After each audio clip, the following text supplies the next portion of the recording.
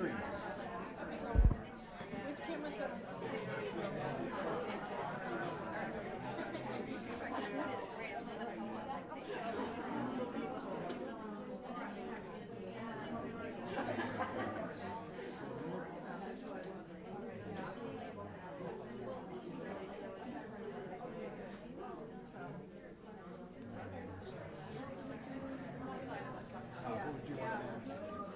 Which camera am I getting on the moderator? There's so much stuff. I'll take care of her, and you guys take care of what you're taking care of. Okay, finish these. Don't even have sandwiches in here.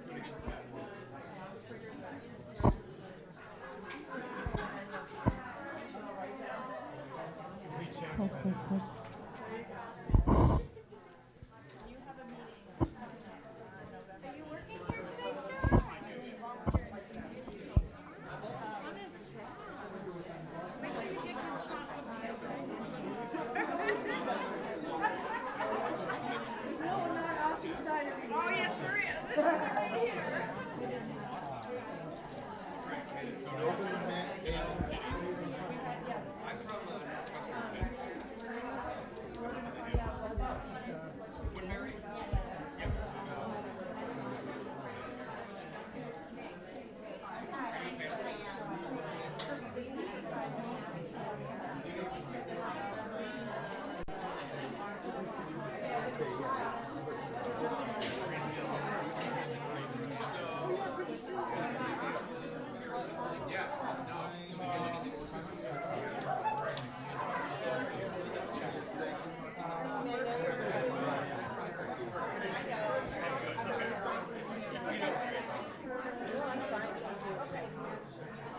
Hi, Cheryl. Okay, good. Hi, Cheryl. I'm so happy. Yeah. You're just the kind of doctor I like to use. Yeah, I'm under a real crunch right Yeah, no, I'm good. I just, yeah. Hi. Oh, good. I got time to do that. I just wanted to tell them what my setup is, just to make sure it's okay. So, mine.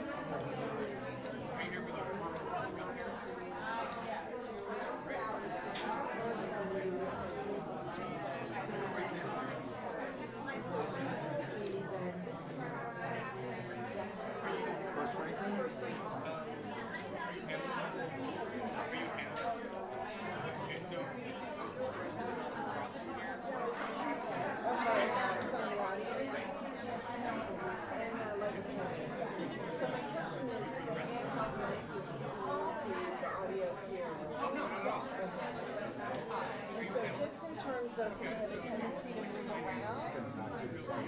Stay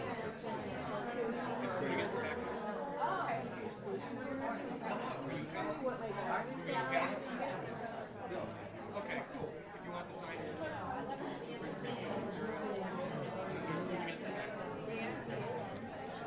C-A-R-E-Y.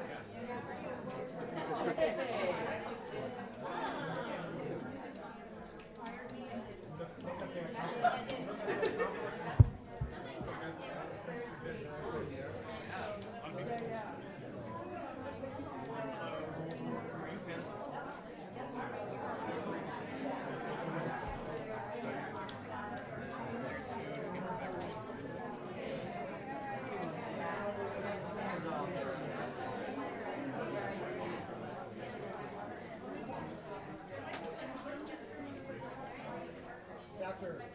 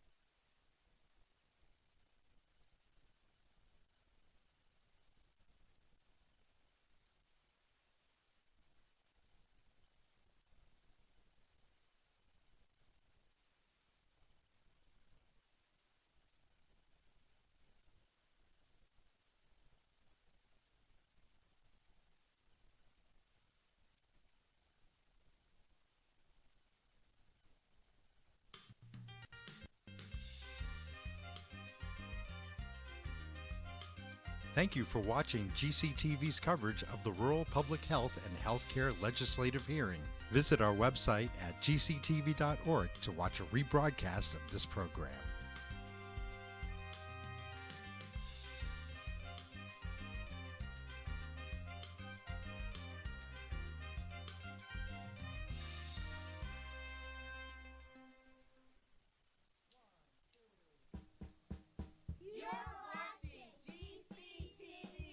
Community Access Cable Channel 15 in Greenfield, Massachusetts.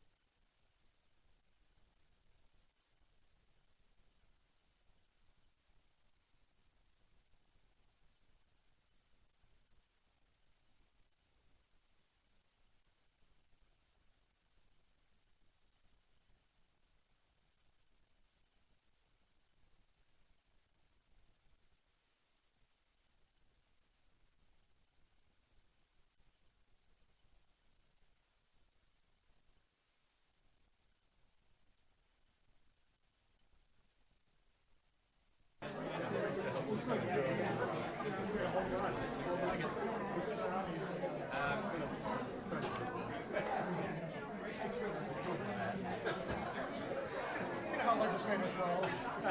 We arrive late.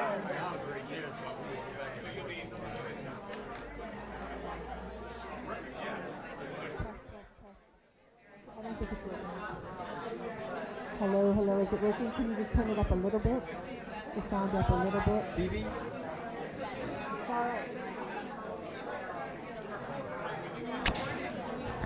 I think it's not on yet, yeah.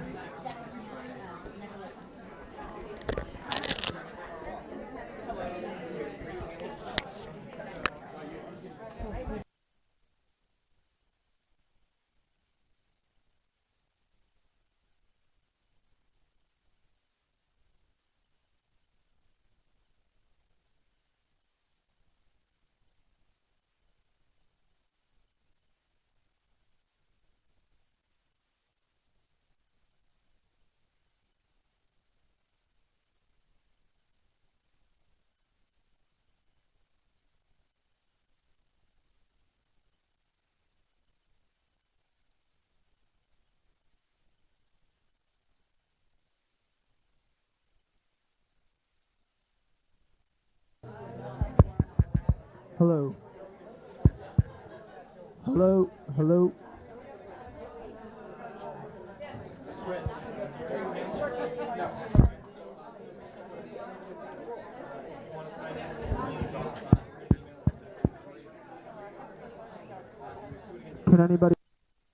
Can everybody hear me? In the back, can you hear me?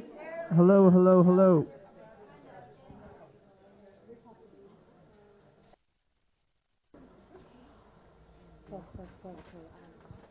Can everybody hear me in the back?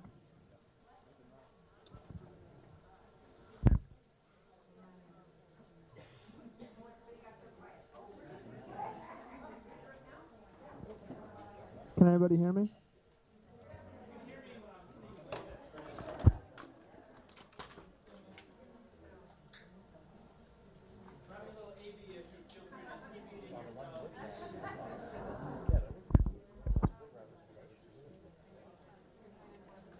Oh, my friends. Thank you to Greenfield Community Television. So friends, welcome. Warm welcome to you. We're going to start the hearing.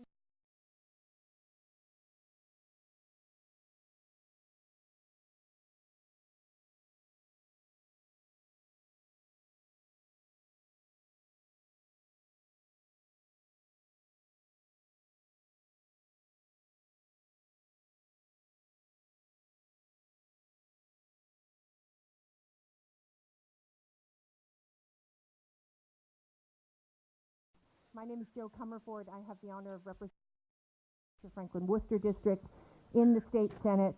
I am welcoming you on behalf of Chair John Mahoney. He is the House Chair of the Joint Committee on Public Health, where I am the Senate Chair. Chair Mahoney is an amazing partner, and I believe together with our teams, we have a very strong and actually very, very productive Public Health Committee. So please, allow me on behalf of Chair Mahoney and the Joint Committee on Public Health to warmly welcome you here to this hearing, which we are focusing on rural public health. Now, this is different from a State House hearing where we'll talk about some bills. You might hear some reflection on some bills, but today we're going deep on an issue, and we're going deep on an issue that's of critical importance, of course, to us here in Western Massachusetts, but of course around the Commonwealth.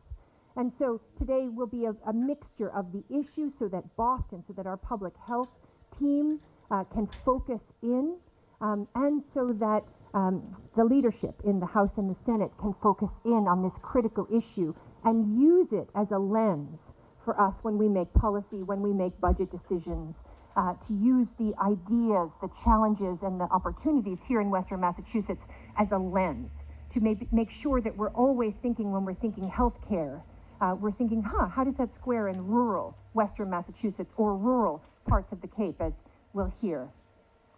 I'm also wanting to welcome people who are watching this on the live stream. So today there are people in the State House watching it. We're often the reverse, right? We're watching out here things that are transpiring in Boston today.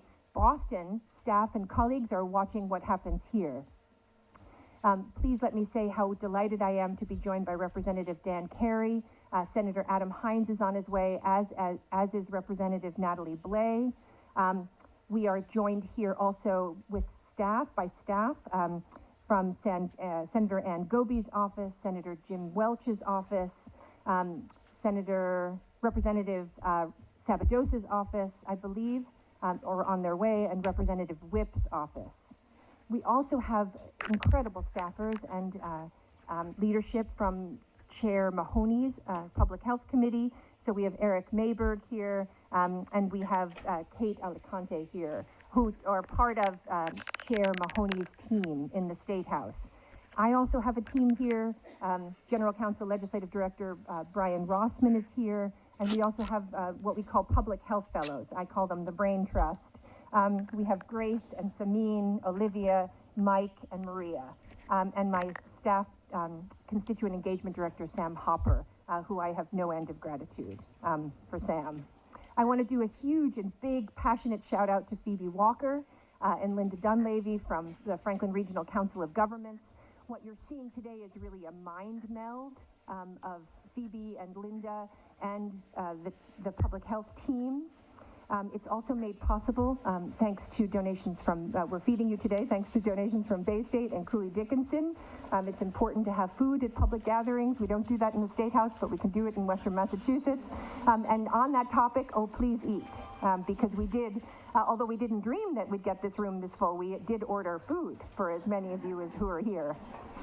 So, so I started to talk about why we're here. And Linda and Phoebe are going to talk in much greater depth about the rural plan that they've just helped birth for us. Today we're focusing on that healthcare piece of it and bringing it to life.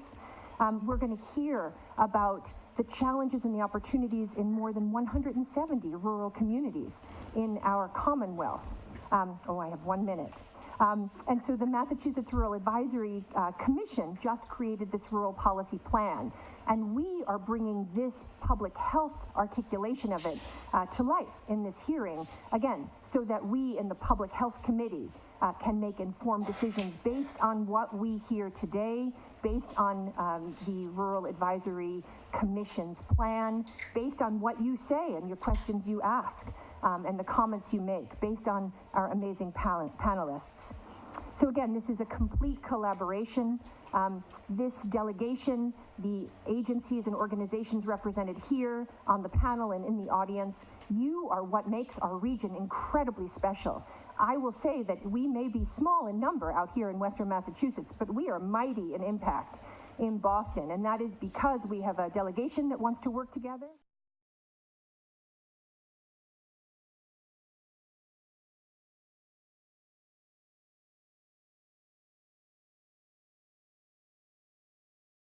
You'll notice if you come to the State House that often it's the legislators facing out and the panelists facing in with their back to you. We're flipping that around because we want you to see who's up here, and we also want the live stream to see who's up here. And so the people speaking today are going to speak out. The legislators and staff are facing, and we are going to invite questions from the legislators and staff, from the public health staff, from the public health fellows, from the legislators who are present. But then we're also, as time permits, I'm going to invite questions and your and reactions from you all. And we're going to keep it moving because we have a really beautiful and packed agenda for today.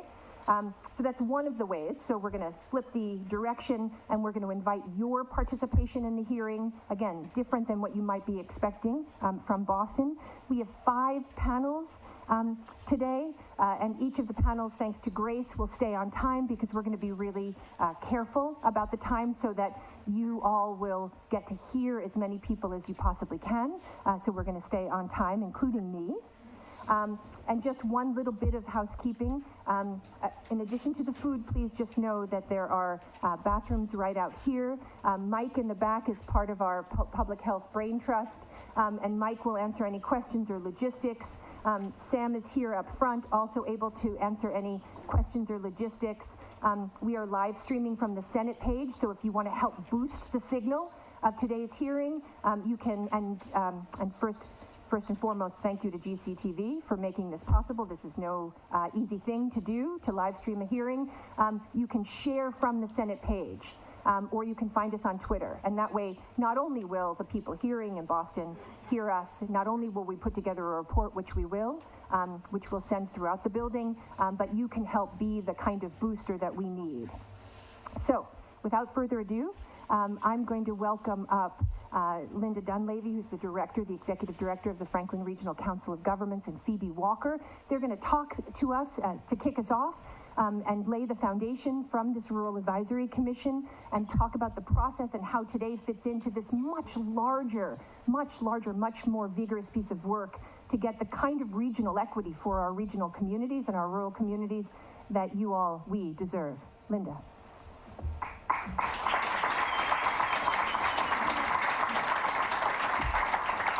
Hi, everyone. If you have an open chair next to you, will you raise your hand? And for the people, so there's 2 chairs. Is that really it? 2 chairs? All right, we'll try to get you more chairs for all of you standing.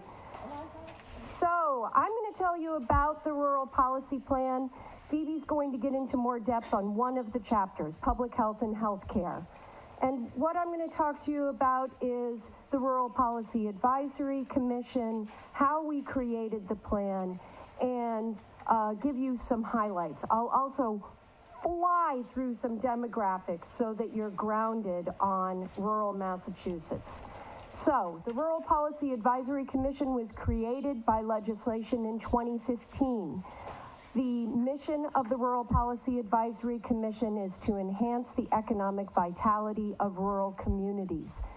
The commission is made up of a member of the House, which is Representative Paul Mark, designee from the Senate President's Office, and then there are 15 gubernatorial appointments, which includes a member from each of the rural regional planning agencies in Massachusetts.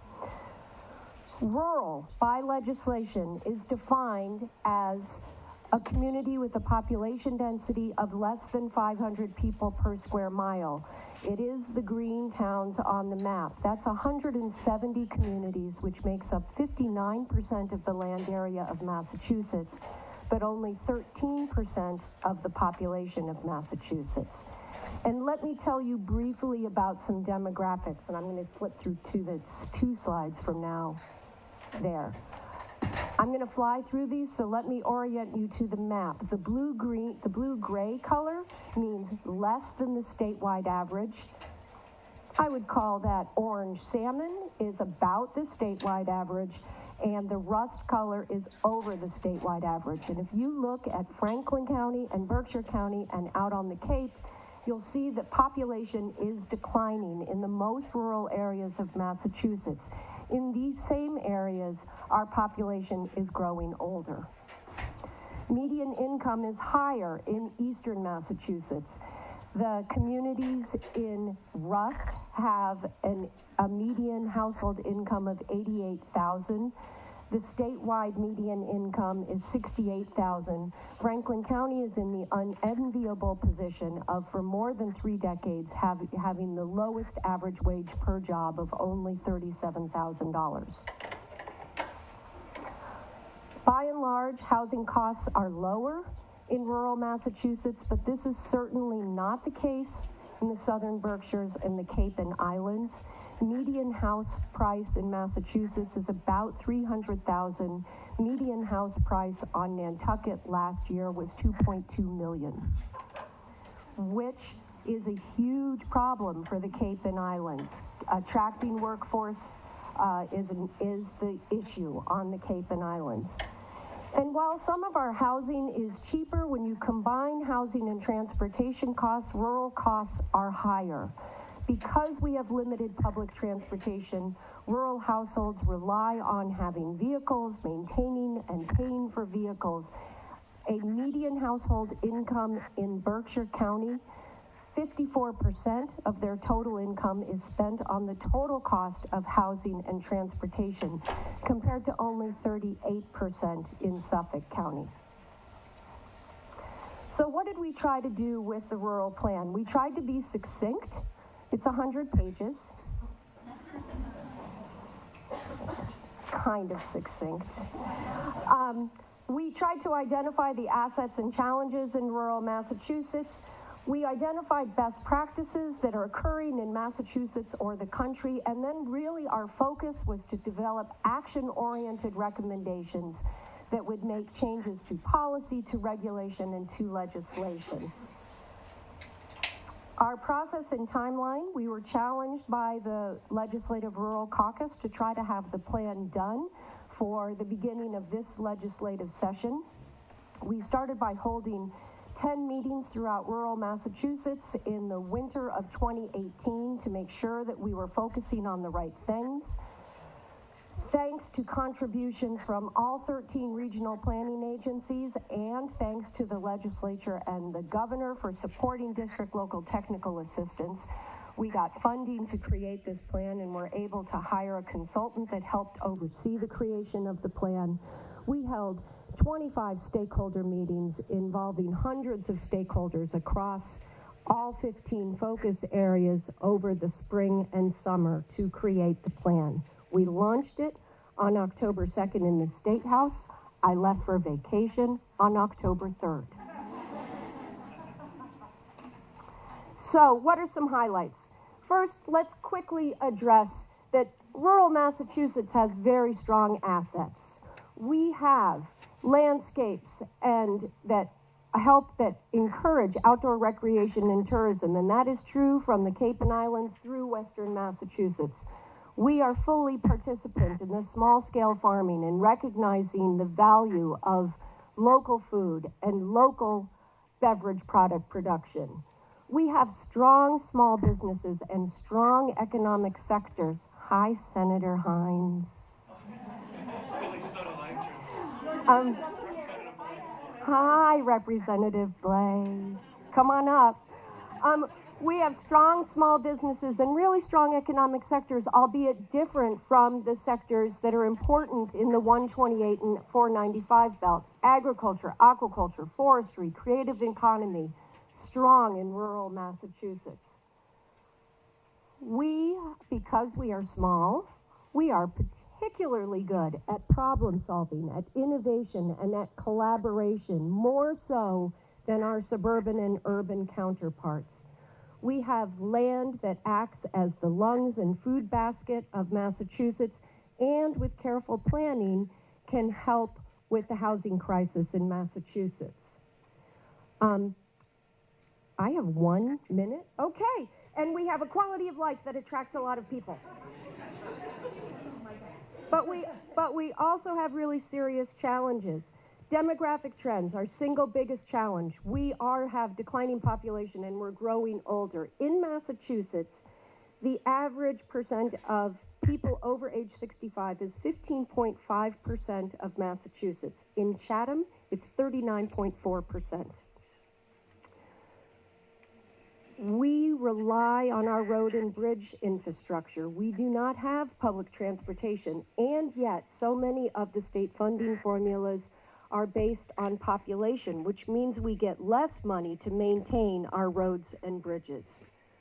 Our workforce needs are different because we have different economic sectors. The total geography of Berkshire, Franklin, and Hampshire County has 2 career centers total. That's nearly 2,000 square miles. We have housing issues, we have limited rental housing, we have an older housing stock, and state and federal housing programs are out of scale with what we can do in rural Massachusetts. Phoebe will talk about education and healthcare since I have about 20 seconds left. But really the other thing that we really lack is the municipal capacity.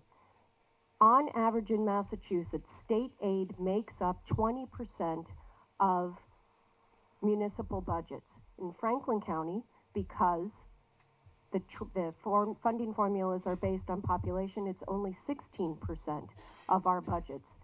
In Springfield, it's 58% of their budget is funded with state aid. And so, because of that, we rely on local residential property tax, which is limited, which then makes it hard for us to have adequate staffing and to provide adequate salaries, and then that makes it hard for our rural communities to be competitive in state programs and state grants, making this cyclical problem for rural communities. And I could probably stop there, except to say not all rural communities are the same, and we tried to recognize that throughout the creation of the plan, really trying to get recommendations that would help all 170 communities. And then the recommendations are really good, and that's what the rest of my slides say.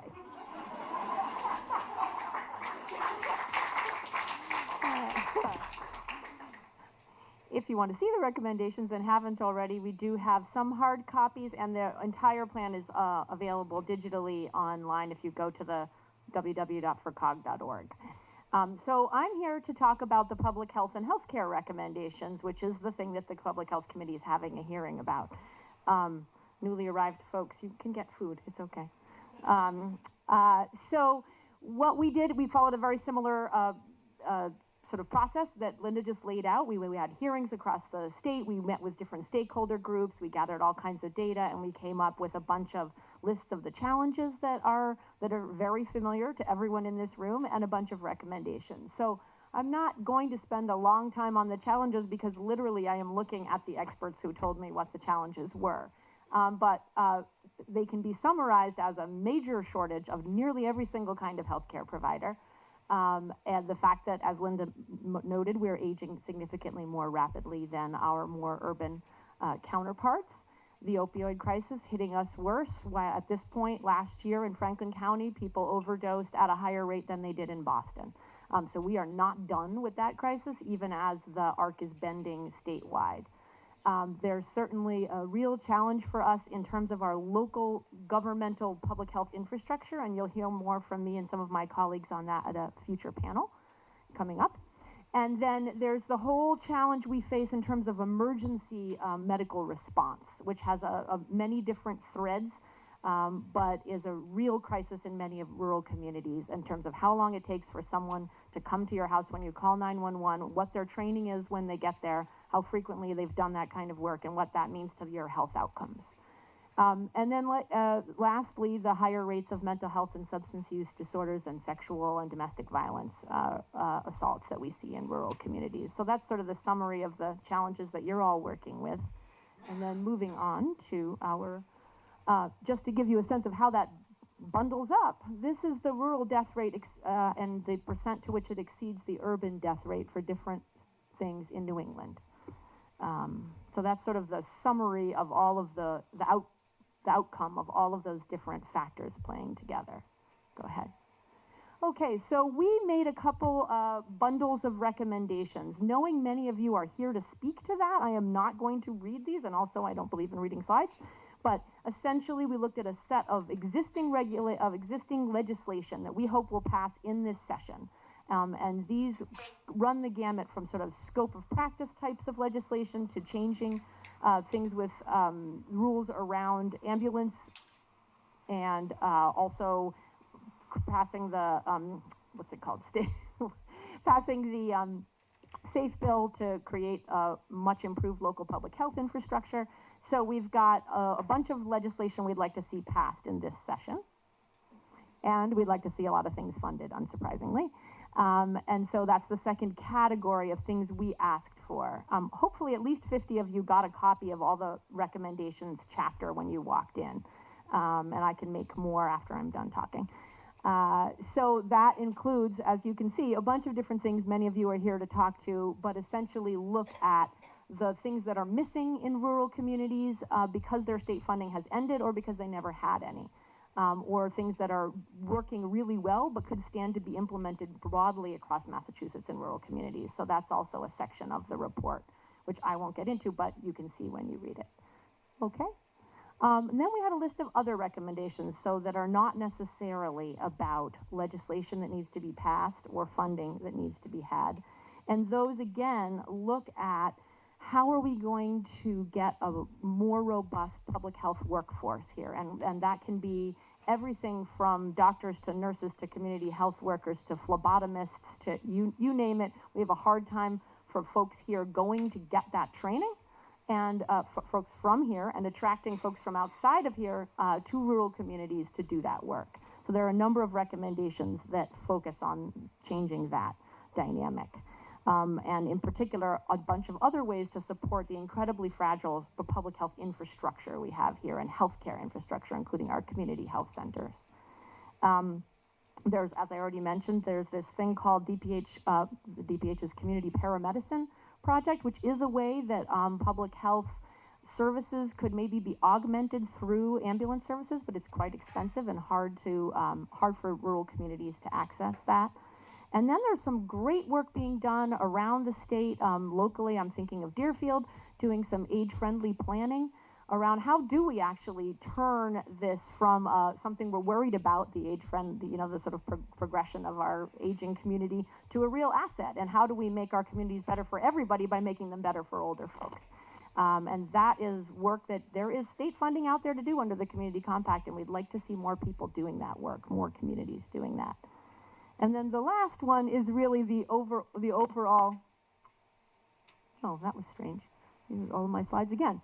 Okay, well, anyway, what I was going to say was the very last recommendation on that list was essentially asking, this one's complicated. It's not something that you legislators can necessarily fix, but it is when systems are being set up at the state in order to offer funding, offer licensure, offer training, think about how hard it is for people to get to these meetings. Consider having lower numbers be an acceptable number of people before the Ethics Commission will come out and do a training for us. Well, if you don't have 30 people, we're not going to hold the training. Well, I can't necessarily get 30 people on a weeknight because everyone here is on 5 boards and lives, 50 miles away. So that sort of flexibility we'd like to pursue with the funding and training infrastructures of the state. So that's the last of the recommendations. And I think we want to just now start hearing from the actual people in the room who helped us create these recommendations. That's great. Phoebe and Linda, thank you. So this rural policy plan, we were only able to give you just a tiny little snapshot. It is a Herculean effort, and you have done us unbelievable benefit by giving birth to it. And I just want to formally welcome Senator Adam Hines, Representative Natalie Blais. You know, we shouted out to you before we started, but let me just say that Senator Hines, Rep. Blais, Rep. Mark, along with Linda and Phoebe, and the other members of the Rural Policy Commission, they are leading the way for our rural towns, and I'm glad to put my shoulder to their wheel and give it a good shove with them. Really, so happy. So we're going to look first at disparities because we want to set the stage. So we're going to have two panels. The first panel is Claire Higgins, Dr. Kenan Harib, Heather Bielecki Canning, Ilana Steinhauer, and Cheryl Dukes. Please welcome them up.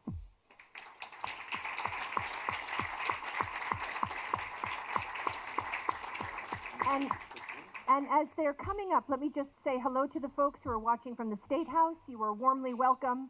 We are live streaming this, so you'll see people maybe engaging over Twitter or on Facebook. And just a reminder, our panelists will speak for 4 minutes, and then we will open it first to questions from legislators and public health staff, and then as time permits, I want you all to engage. So Claire, do you want to go first? Okay.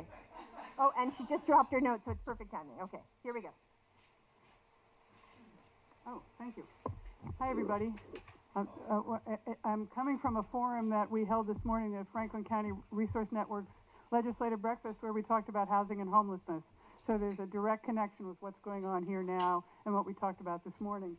And I'm not going to talk about disparities in terms of health per se, but I'm going to talk about some disparities that lead to challenges to have healthy communities. So I think I have 3 slides. I think we were all told we could have 3 slides, right? We're the dictatorship of the slides.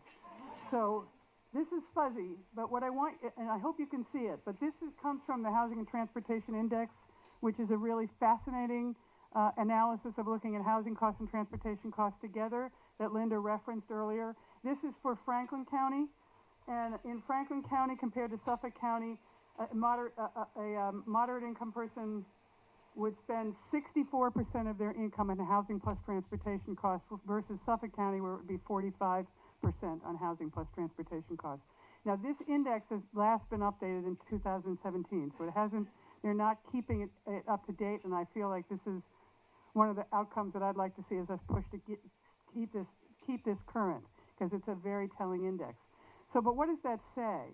If you're spending that much money on just your housing and transportation, what's left? Then you're really trying to parse out whatever dollars you have left in your wage that is the lowest average annual wage in the Commonwealth, right?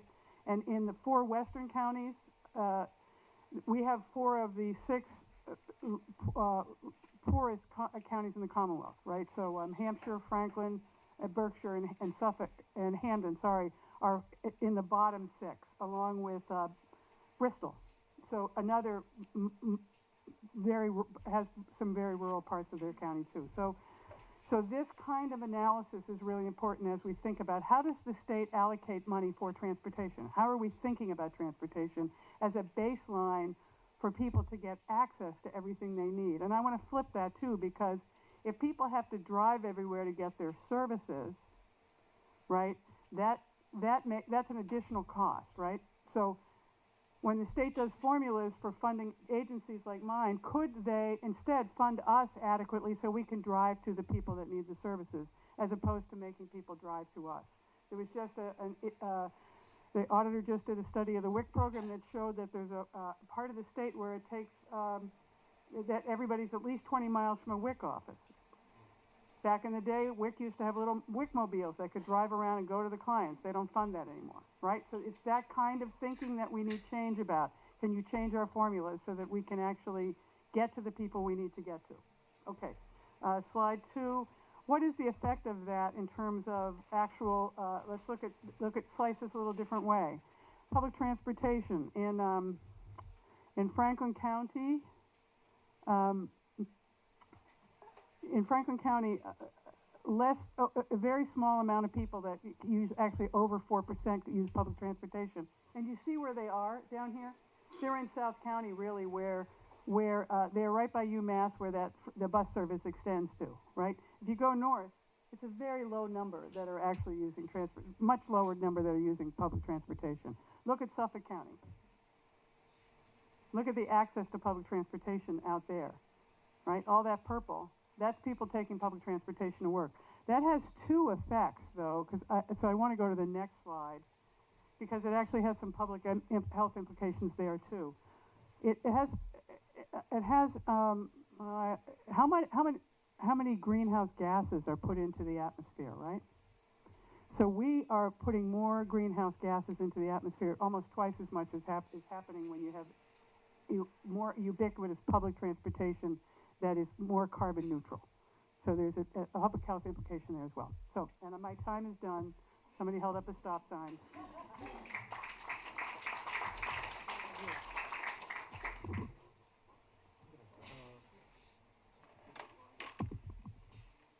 So the trick to overcoming the slide dictatorship is to actually fit 10 slides on 3.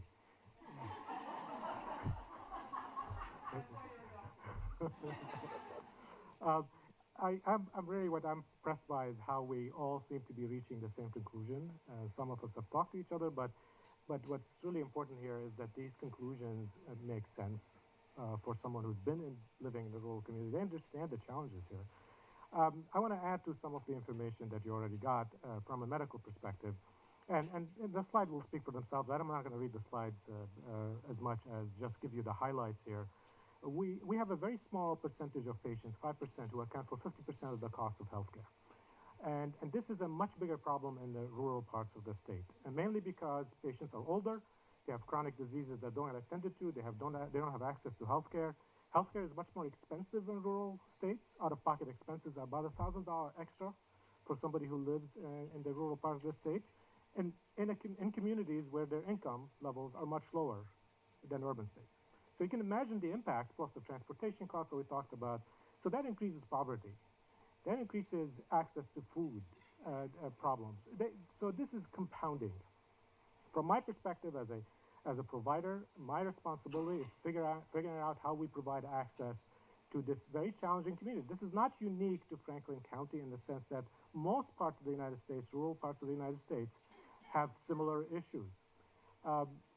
There are, however, models that have been tested, not only here, but in other places. The CHART project that Cheryl Pascucci was in charge of, it basically founded on an outreach program. It's actually making patients more comfortable talking about their healthcare with someone before they get to the emergency room. Once they get to the emergency room, to help them through the process of their care in the outpatient setting, so they don't have to come back, especially when they don't have access to a primary care provider. Let's go to the next slide. See how I can do this? There are many reasons why people become unhealthy, and this is just, again, this is data from Massachusetts, where we know that 60% of Massachusetts adults are overweight and obese. That contributes to several health issues.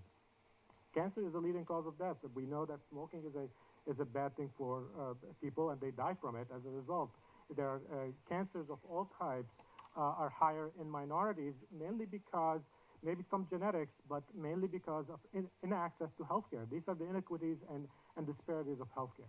How do we provide access to people who don't really have very good contact with the primary care providers? And so that's really important. The slides at the bottom, because everybody was using maps, I decided to use one. The colors are interesting because the darker color is a worse outcome of healthcare. This is in Massachusetts. The white implies that it's a better outcome of health. So when you look at these counties, they're very close to each other, and you can see the disparities in healthcare outcomes. Okay, and I want to show you the next slide. And again, look how so learn from this. So, number 2. Can anybody read that slide? Number 2. Okay, we are actually one of the wealthiest states in the union. Okay, so and we generally, when you measure the average of healthcare outcome, we're ranked second. It doesn't feel that way when you live in these counties. Okay, so for the fifth richest state in the union to have such bad problems in rural state is a really not fair to people who expect us to do better. I'm going to stop.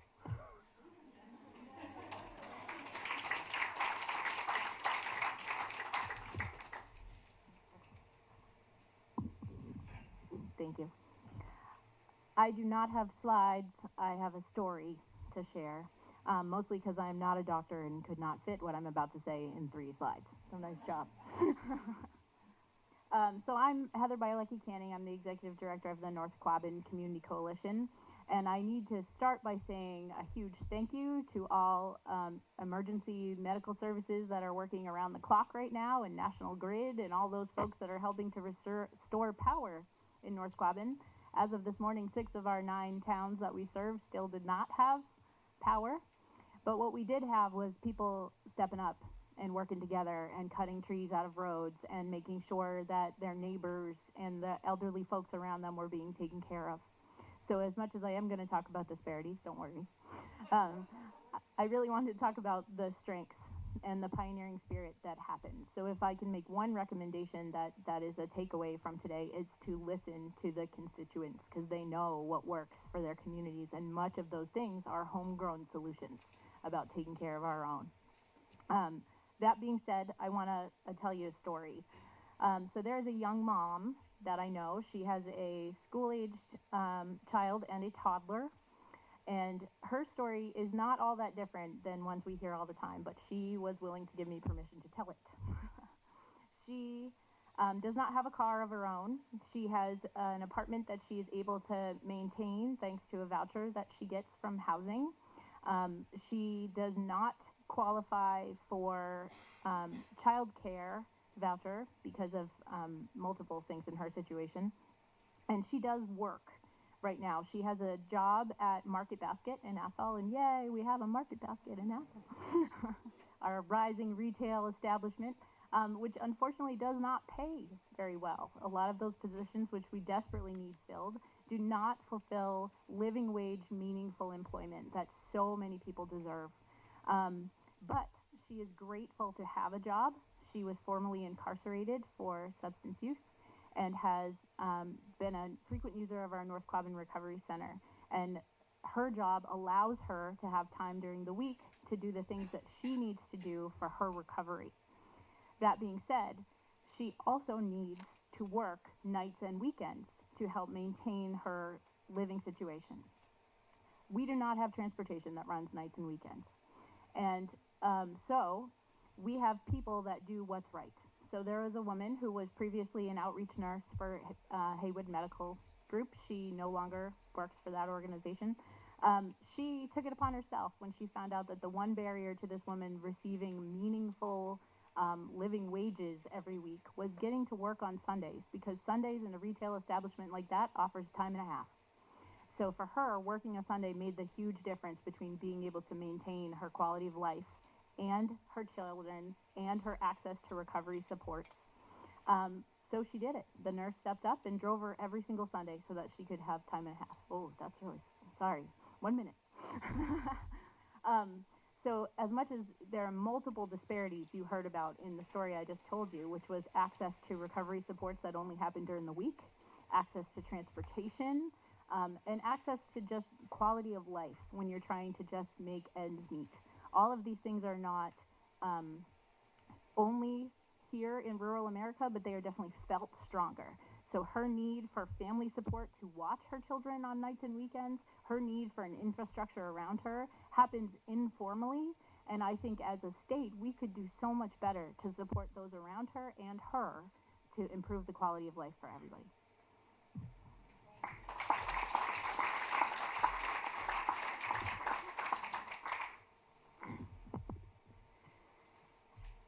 Thank you. Thank you to the Rural Health Policy Committee and the representatives. My name is Alana Steinhauer. I'm a nurse practitioner and the Executive Director at Volunteers in Medicine Berkshires. VIM Berkshires was established in 2004. It's a volunteer-based medical and dental facility that provides care for over 1,000 patients per year who are without medical and or dental insurance for free. With a staff of 10 but a volunteer roster of 60 clinical providers. We provide full internal medical services, restorative dental, behavioral health, integrative pain management, nutrition, optometry, and a full case management and social determinants of health program. My focus for the next few minutes is the rural health policy as it relates to undocumented immigrant community in rural Massachusetts. Despite the declining population in Berkshire County, a large study done by Berkshire Deconic showed the immigrant population is the only growing population. This is consistent with our trend that has shown a 50% increase in patient numbers over the past 3 years. Analysis of our data shows that this increase of patient includes a client population who are predominantly Hispanic, recent to this country, are working age, and generally have lower educational achievement compared to their peers. For the undocumented immigrants living in rural Massachusetts, their health is impacted by all of the factors identified in the report. There are some unique factors, however, that are important to consider. I've outlined them on a piece of paper in front of you. I do want to highlight, however, that undocumented immigrants 18 and over do not qualify for health insurance in this state. Let's jump right into policy proposal recommendations. I'm extremely impressed with the rural policy proposal. I just want to comment on 3 quick things, which are numbers 1B, 2B, and 6. I know you've memorized them. First, allowing providers to practice to their full scope of is imperative. It will increase access and improve quality of care. Second, broad-based community coalitions are important and effective. However, funding has to be big enough to allow for the representatives from the CBOs to actively engage. Finally, I think that the critical access designation is good. However, it must be implemented with a model of prevention rather than the traditional fee-for-service model it is now based on. I'll now go into some additional recommendations related to undocumented immigrants. I have 8. I'll just go through a few. The rest are on your paper. The first, state investment needs to focus on expansion of proven local models that are already working in our own rural communities. Funding opportunities usually require new programs. This creates a huge burden and often unnecessary shifts in focus for smaller agencies and can ultimately lead to worse outcomes. Second, create a pool of funding that would be available as needs are identified by local agencies. Organizations such as VIM need to be able to quickly assess needs and respond in informed ways based on our specific clients. For example, after the most recent presidential election, our no-show rate started to increase. A data collection revealed fear of driving as the #1 reason. So we created a volunteer-based drivers program. We now provide over 850 free rides per year and experience less than a 5% no-show rate. This program, however, requires an increase in funding. Third, invest in alternative types of care. Rural areas such as the Berkshires have untapped resources with our second home and retired populations. Models such as VIM utilize this resource, making the Berkshires more attractive for professionals retiring while providing free services for the uninsured. Investment in organizations such as VIM could be done in 2 ways. 1, invest in operating. With VIM as an example, an investment in our operating budget would result in a 2-to-1 return on investment just by decreasing ED rates and hospitalizations. Second, make volunteering easier for professionals. Pass legislation that makes obtaining licensing from out of state easier and waive licensing costs to professionals that are only volunteering. Fourth, as you note, best of practice, I would recommend increasing funding for CHWs. An increase in funding would not only increase connection of immigrants to agencies, but also expose gaps within our area and help identify needed policy changes. CHWs are also key to trust. Finally, because it looks like I have 10 seconds, increase funding for interpreting services. How can you do any of this without interpreting services? Help support legislation for driver's license, and ensure Mass Health Limited health safety net funds are fully funded. Thank you.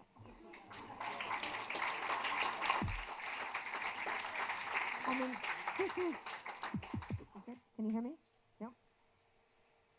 I just want to really recognize the incredible passion and goodwill that all of the panelists today are going to show us. Okay, we have Cheryl Dukes. Make this work. Hello.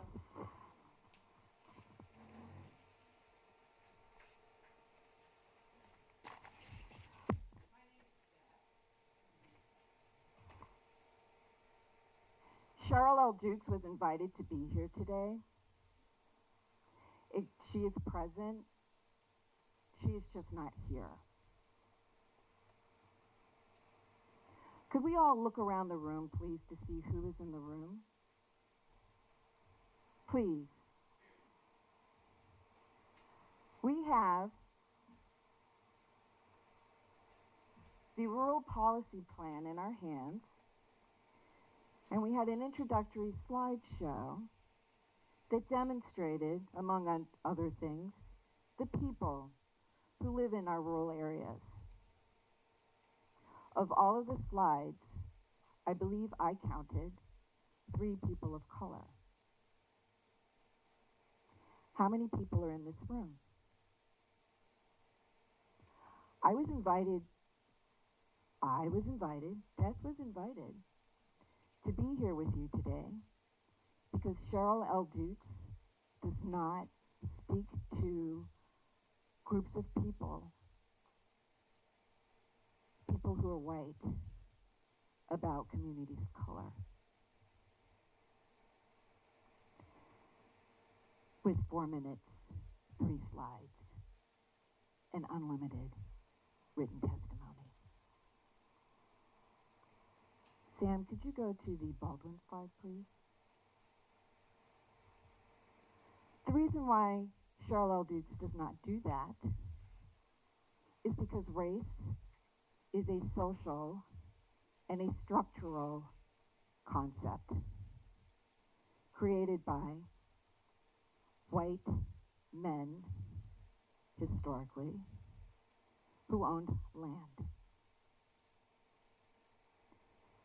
This construct continues to exist into the present because we permit it and allow it to continue to exist. In order to have people of color, non-white people, which is already inequitable, unequal, and intentional, that means that we who are white get to decide who tells the story.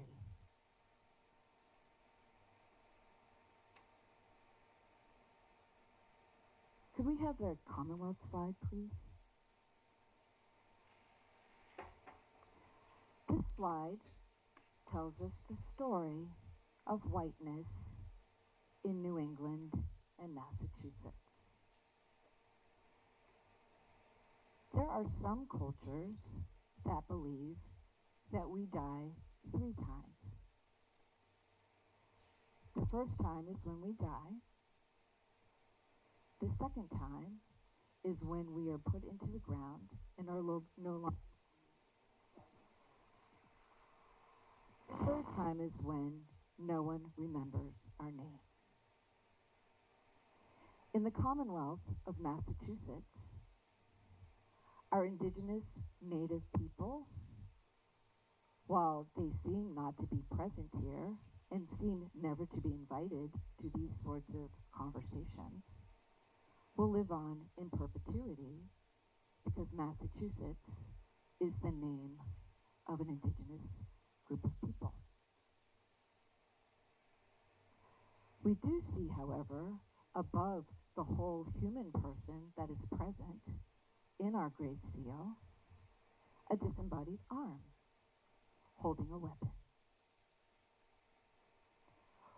What this slide demonstrates is that the social determinants of health, based upon our white supremacy, domination, power, and culture, actually works the way that it was intended.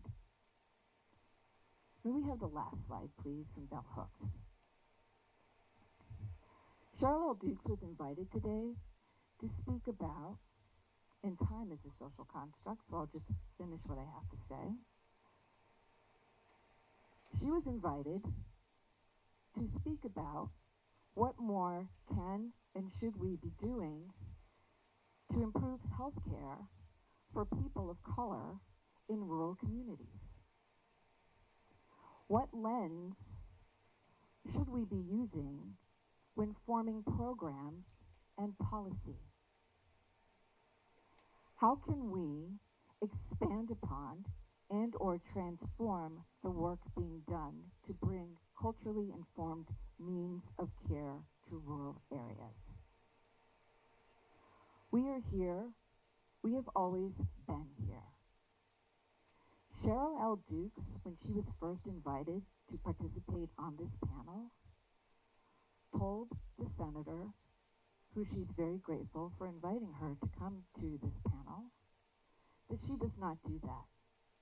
Cheryl L. Dukes does not talk about communities of color because race is a social construct created by white people, which creates the inequitable health disparities.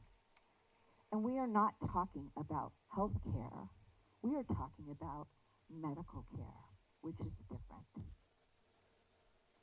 And because I'm not finished, and time is a social construct as well,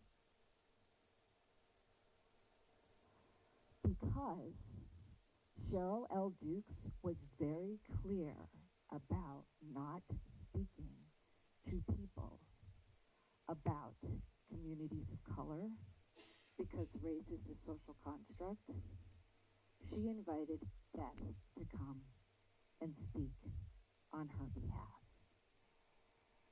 Because she was really clear about what she does and what she does not do. And her question was, and remains, what difference does it make if Cheryl L. Dukes or any other quote-unquote non-white person of color, who, by the way, includes all communities and varieties of people, substance use disorder people, veterans, women, poor people, wealthy people, all people. So Cheryl L. Dukes is very clear about not speaking for communities of color, and then is asked to speak for communities of color. What difference does it make whether she chooses to participate in a very important panel or not? Death is with us always. When we are not seen, when we are not heard,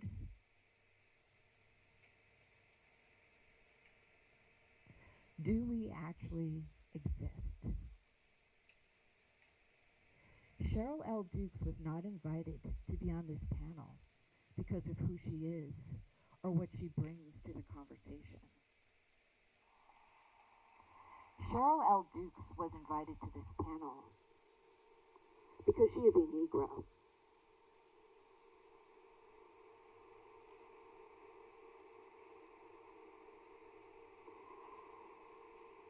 She is a Negro because white people have created the category, and therefore it is projected upon non-white people. If we want to address health disparity in the United States,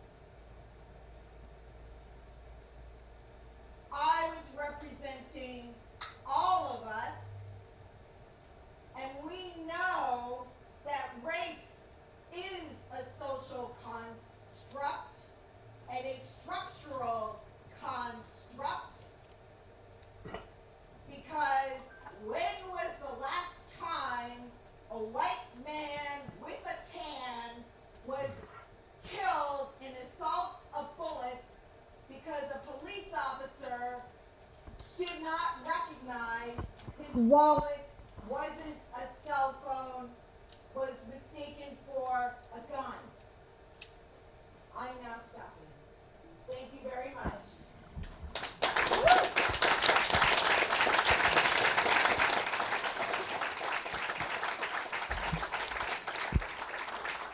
Thank you so much. Thank you. The deep complexities in this work. So thank you to you all. I'm going to open it up first to questions from legislators and staff, and then, of course, to public. Any questions for this esteemed panel? It's hard not to continue what you said. Thank. What's that? Yeah. So thank you, Def. Honestly, as a legislator, we are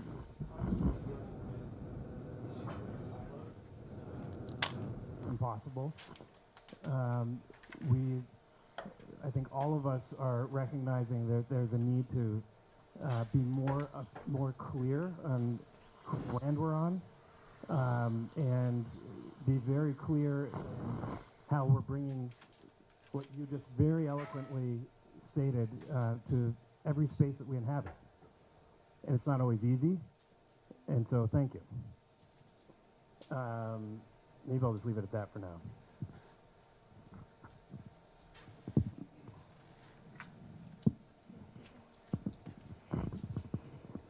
I want to thank all five of you for your presentations and for what you brought to the room today. I had a question about a comment you made earlier about rural healthcare costing $1,000 more on average, and if you could just speak to that, if that was a transportation piece, or if people are sicker, or what's causing that $1,000? So this is out-of-pocket expense. So we, as you know, we all have some out-of-pocket expense when we see a physician, whether it's a co-payment of some kind or deductible. But because the insurance market is a little different also in the rural part of the state, in what they have additional out-of-pocket expenses above and beyond what the insurances can cover, number one. The second thing is because many patients don't reach a physician or a provider, whether it's a nurse practitioner, until they have an advanced condition of diabetes or something else. Their cost increases significantly because now instead of being maybe diet-controlled diabetes, now they have to be on a medication with a higher copayment. So as a result, you have an older population. You have a much more severe disease when they present for the first time to a provider. Sometimes they present in the emergency room for the first time. And the cost of an emergency room visit is 6 times higher than a visit to a primary care physician's office. And often they have to pay a significant portion of that as well. And the reason they go to the emergency room is because they can't see a primary care provider.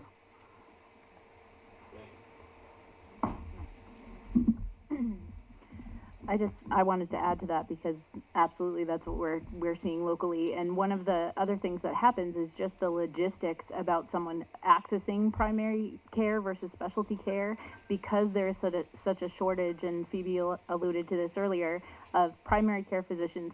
Specialty care isn't even on our radar. We're trying just to have primary care be available.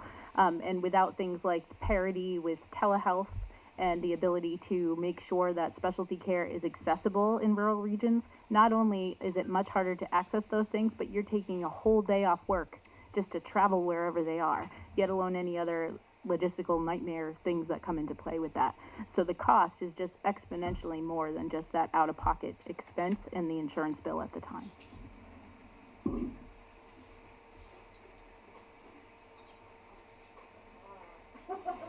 So I just wanted to say thank you all for giving us the tools that we need as legislators to do our job better.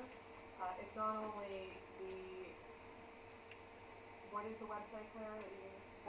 Housing plus Transportation. Housing plus Transportation. I was giving a presentation. Can you use the mic? Yeah, of course I can use the mic. Yes, sorry. We're having some technical difficulties. So by giving us tools like the websites you provided, I gave a presentation to some folks in Boston about what it meant for rural Massachusetts when we talk about transportation and housing. I used that tool there. I want to thank you for the policy recommendations, for the budget requests, because that gives us real things to work from, and the stories and certainly the perspectives that everyone brings to this conversation. It gives us what we need to do what we do in Boston and to better advocate for rural communities. So I just wanted to say thank you. And let me just say, Cheryl Deff, you raised the state seal. So it's not directly related to healthcare, and yet it is, thanks to you. You brought it into the room, right? And so there is a bill to change the state seal of the Commonwealth. It is, I believe it is egregious. It's been filed for 30 plus years, and this is the year we have to get it done, 2020. So there is a bill, certainly will make information available. You are right to call it out as a symbol that should be abolished and rethought. I also wanted to say, Ilana, you spoke about people being able to practice, immigrants being able to practice at the top of their license and capabilities. I totally agree, right, an immigrant workforce. And there is a bill that just was reported out of Labor and Workforce Development.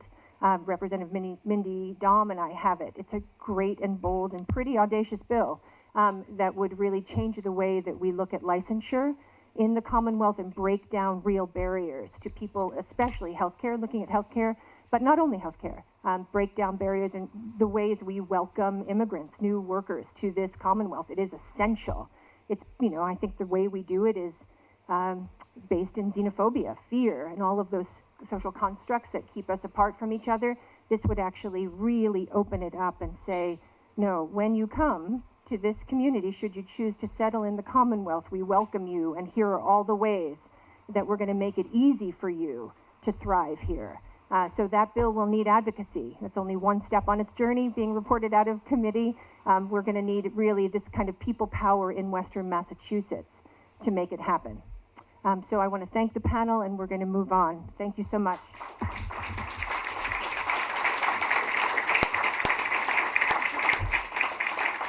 Thank you. The second panel is part two on this important conversation. Join me in welcoming Kat Allen, Deborah McLaughlin, Ed Sayre, Peg McDonough, and Linda Siraj, please.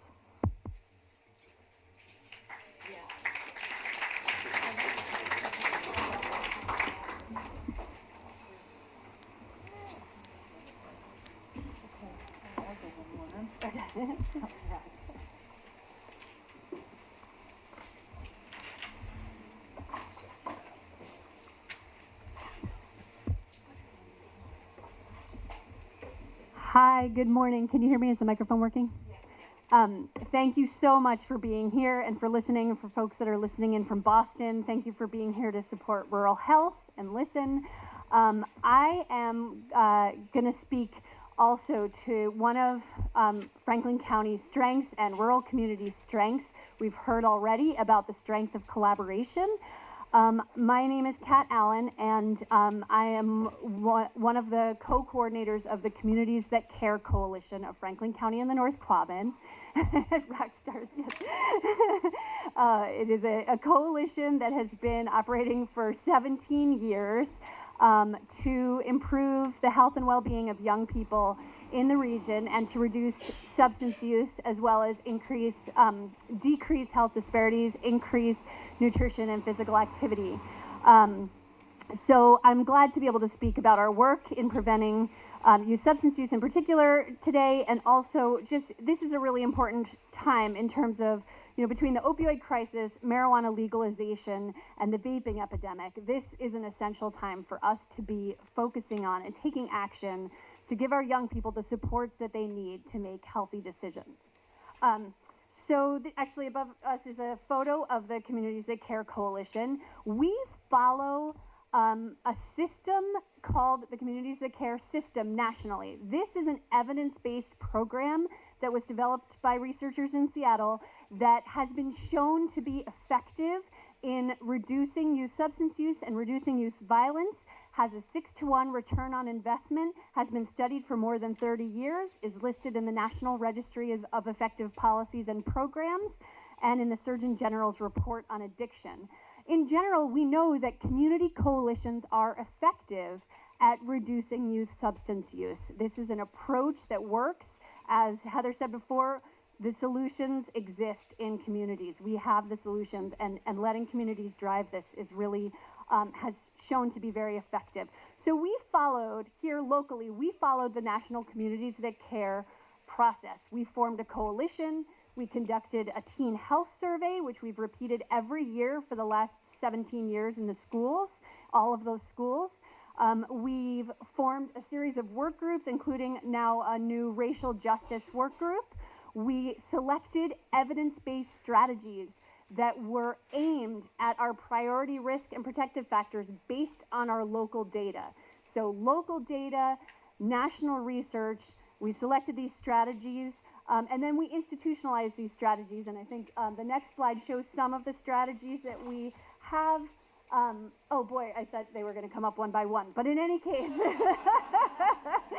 we have, just in case, implemented the life skills curriculum with all of the public schools in the region. All of the middle schools are doing that evidence-based program. We've worked with many different community agencies who are now doing evidence-based parenting programs. We've worked with schools and town governments to get policies that are most effective in reducing youth substance use and improving health.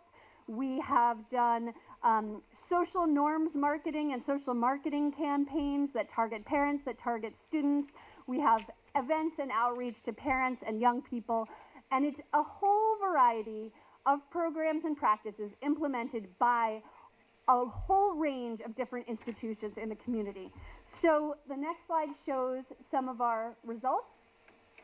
We've seen dramatic decreases in substance use across the region. Thank you. And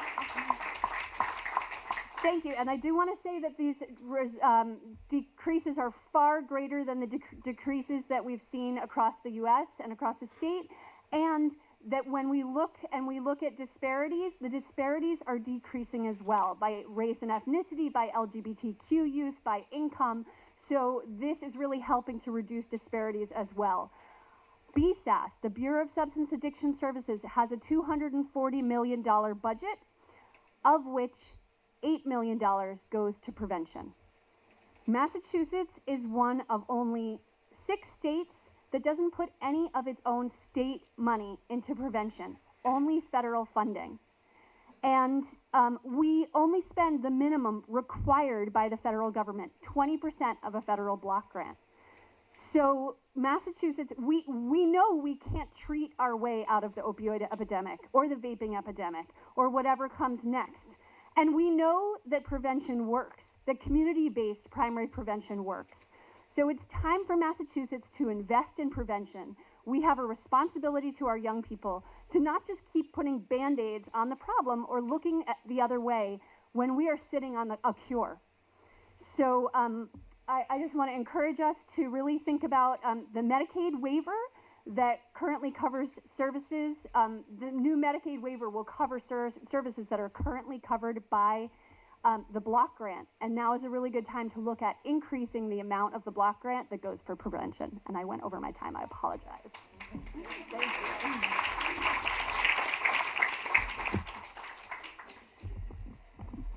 So good morning, everybody. My name is Deb McLaughlin. I'm the coordinator of the Opioid Task Force of Franklin County and the North Quabbin region. And thank you for having me here today. I want to give a shout out to the OTF co-chairs. We've got DA Sullivan in the back of the room. Thank you, DA. Register John Merrigan was also here earlier, and Sheriff Donnellan. Without their leadership, our task force would not be as powerful and effective as it is. So obviously, I always like to share this little slide around just the scale of what we're trying to deal with here in Western Mass, but you obviously know this well. So we'll just go ahead to the next slide. So I just want to ask, how many of us in the room know someone, aside from our professional life, that's really struggling or been impacted by substance use or opioid use disorder, just by a show of hands? So this is nearly everyone in the room, which really reflects the kind of statistics that are up here on the left-hand side of the slide, where we have millions of people impacted by this, as well as millions of people who are in recovery. But we still have a deadly problem where too many people are dying each day from opioid overdoses. And you can see on the right-hand side with data from the DPH department and also from our DA's office, we had a record number of overdose fatalities last year compared to the year before. So we still have quite a problem on our hands. Next slide, please. So what I wanted to address my brief comments on today was sort of the intersection, the intersection of public health, community health, kind of overlays with this relationship to recovery. So we had John Kelly out here recently. He's a fabulous kind of researcher and director of the Recovery Research Institute. I would certainly recommend him highly to any member of our legislative delegation as an expert looking at what is needed for recovery. And as you look at these various stages and how often relapse can happen as part of this disease, and how when people can take up to 5 times multiple attempts over years worth to make this transition happen, they still need housing, they still need food, they still need health care, they still need daycare for their children, they still need meaningful jobs, all of those things. And what the science is telling us about what is needed to actually support someone in a healthy pathway to recovery doesn't line up with how insurance reimburses services, how long treatment can last, how much the insurance will pay for treatment and recovery services, and so forth. And then when you couple that with the inability of us to actually provide life-saving treatment like MAT, like methadone, we have significant methadone deserts in the Franklin County, North Quabbin region. The current methadone provider has been closed to new patients for almost a year now. There isn't any services in the North Quabbin area at all. So you have people just don't have access to this life-saving medication. So what I would urge the panel to consider as we all look at how we can be supportive to implement these recommendations of the Rural Health Policy Commission, thank you, to really better assess the alignment of insurance, regulatory, and other systems that are informed by science that actually can dictate how services can be implemented and funded. How can we also examine more closely those insurance and regulatory barriers that actually prevent people from getting access to care? And how can we better support this community-based system of navigators? Dr. Keenan talked earlier about the great work that Cheryl and others have done around the CHART program. That made a huge difference in the number of emergency room visits. It saved a lot of money because someone was there as a caring person in the community who knew that person in their community, created a plan that was going to help them navigate all these multiple systems. So we can provide some more specific recommendations offline, but thank you again for this opportunity, and thank you so much to our legislative delegation for the support of the Opioid Task Force work. We deeply are grateful for your help and support. Thank you.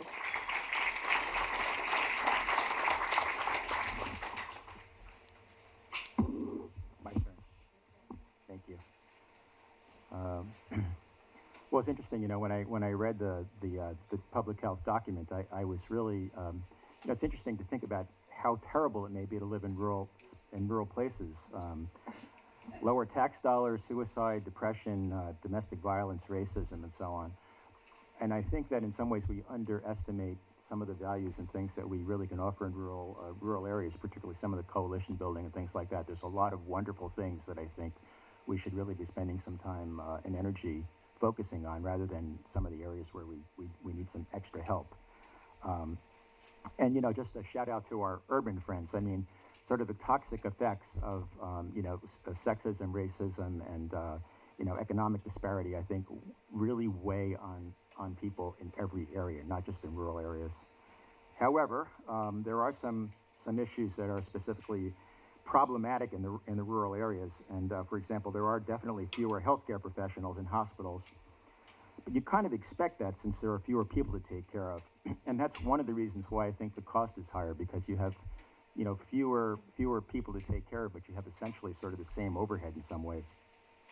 I think this can be addressed by allowing nurse practitioners to practice at the top of their license, which has been a bill in the legislature for a long time, and I think really needs to be passed. And it's also, because there are fewer providers here, it's really critically important to attract and retain healthcare staff. And so I think here, you know, fully funding a rural health student loan forgiveness program would really go a long way towards having an impact in that area. And also for allowing waivers and exceptions for programs to train the healthcare workforce of tomorrow, to encourage clinicians to locate in rural areas. And, you know, with respect to this latter point, I was really disappointed recently to see that Bay State's upcoming family residency program did not receive some additional funding to train residents in specific Western Mass federally funded qualified health centers. It's a very short-sighted decision, an incorrect decision in my opinion. In addition to that, I think that telehealth will be also very important for rural areas, both by shortening drive times to primary care clinicians, and also by making access to specialists more available to the primary care providers themselves. So I think whatever can be done in terms of telehealth will actually be quite important. One of the things that we are particularly passionate about in the community health center is oral health care. And I think that we've made a really big commitment to abating the impact of poor health care in sort of the thinly dispersed rural population that we have here by essentially concentrating oral health care services on the campus of Bay State Franklin Medical Center with their amazing partnership for the past 3 years. Our facility there has really been open 5 days a week, but we are working very hard to make it open 7 days a week, 12 hours a day. And the demand for oral health care services is really almost insatiable. It's amazing how much the demand is for it. So I think that that will be happening in the next few months. A large majority of our oral health patients are underinsured, or they have Medicaid conditions that are not replicated with other community providers in the private practice realm. And I think that this latter point reprises something that I said earlier, that people of means always find a way to get the service, no matter where they live. I mean, even if you look in Western Mass, if you look at the longevity, boy, that's not good.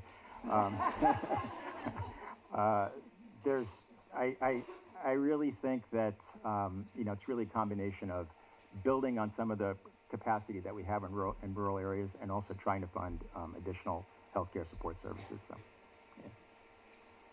Sure.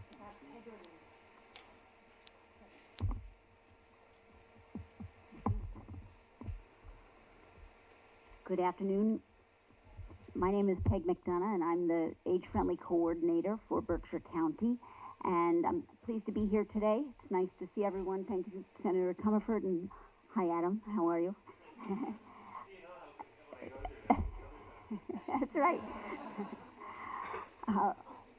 We are in the midst of implementing an action plan to create a more livable Berkshire County for people of all ages, but really with a focus on the needs of an aging population.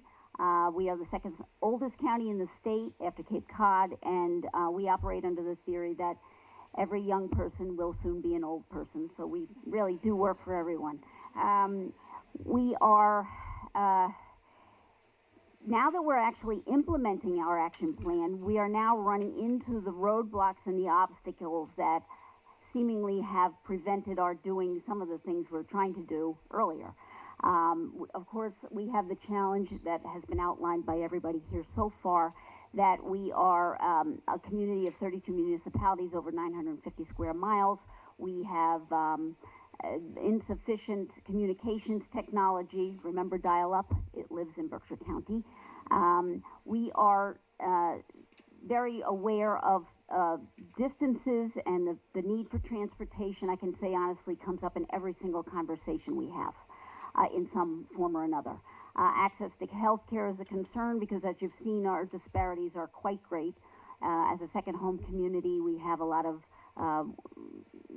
economic disparities and a real kind of cultural shift between North and South County that is now proving difficult to kind of even explain to people, but also to get people engaged in what we're trying to do and the urgency of it. We are fortunate in that we are utilizing the collective impact model that is actually helping us realize that there are many actors across our county working in partnership with us, but kind of doing their own thing. And we've learned to juggle, and we learned to talk to people on the fly. How are you doing? Do you need our help? What's happening? We also do run community meetings at the local level, and honestly, when I start to explain what Age Friendly Berkshire is about, when the heads begin to nod, I know I have them. And it becomes much easier to get in front of our select board leadership to say, you know, this is how this can happen in this community. We'll help you get there. I saw in the plan about how to make it happen on the local level, and one of the items that I saw is that the community compact, which does include age-friendly planning in it. I would aver that using an attitude of age-friendly in all things is a better way around, because then you don't have to focus on just one thing in the compact. It can literally be worked into pretty much anything you're doing. So I think that moving forward, as we start to drill down on transportation, for example, allowing human service and paratransit providers to drive more people who may not be affected by those same things is a challenge, because there may be some legislative impediments to their being able to just pick anybody up. Like veterans are supposed to transport veterans, but if they're only running a half bus, wouldn't it be great to put a few more people on it? We're finding that we can't just start doing that. We have to get permission. So when you do start implementing, call us. We can help. Thank you.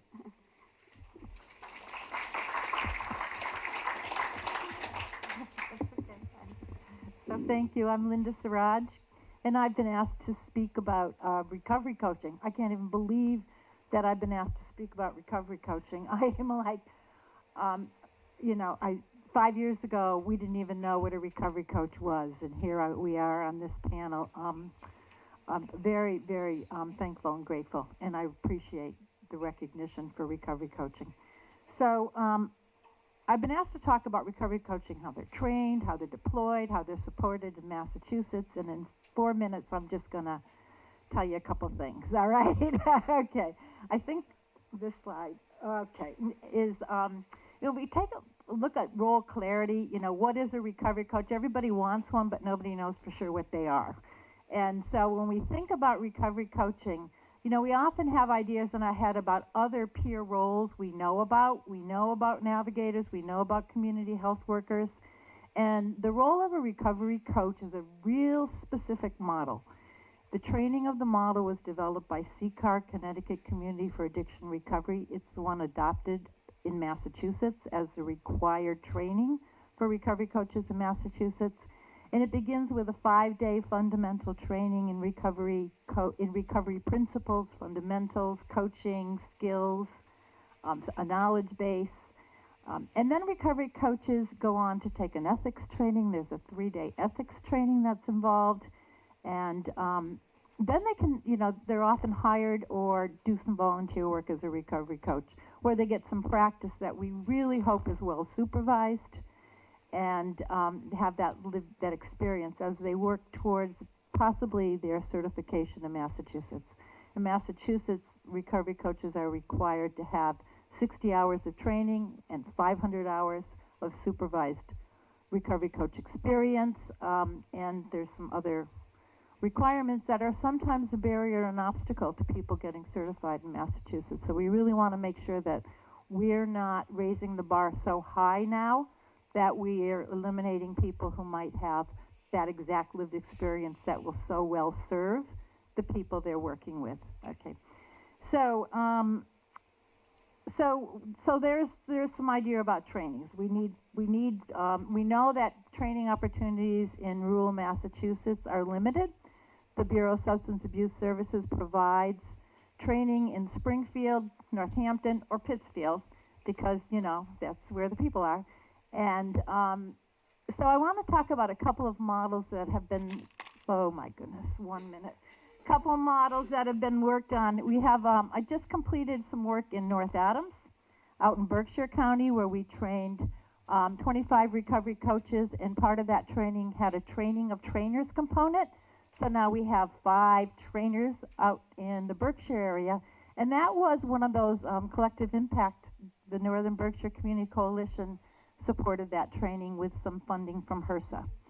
I would be remiss not to mention the Westfield State program that I am coordinating, that does an 11 Saturday program where recovery coaches are trained for all the coursework that's needed for certification. They come on Saturdays in September, October, November, and then they do an internship and they're getting their foot in the door. And that's another HRSA-funded program. The next slide, please, because I've got 30 seconds to talk about all this. All right. So where are recovery coaches? Well, you know, they're just about everywhere. The green slides are where we have recovery coaches. I don't know if the colors are showing up there. Orange is where we're in process, you know, where where we're really working with this idea of this is where recovery coaches belong. I'm not going to stop talking until I talk about the red, okay? In the center, peer recovery centers are, they're the mecca, they're the beacon of recovery in peer centers. Our last BSAS funding, there were 2 new centers that got funded for Western Massachusetts. One's in Springfield, and the other one is in Pittsfield. Okay, we had people in rural communities who put in, who applied for funding, and of course, they can't meet the minimum funding requirements of the RFR.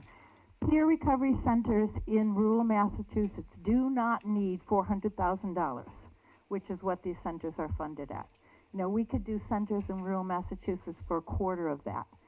So if, and peer recovery centers is where a lot of these other circles get the support that's needed to support the recovery for people that they're working with.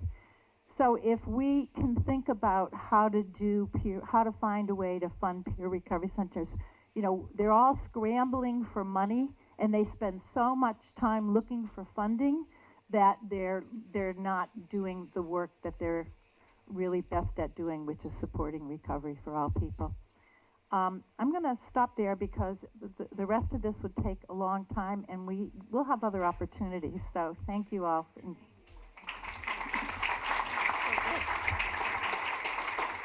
All right, I'm going to open it up for questions or comments. We have why is DCF in a white bubble?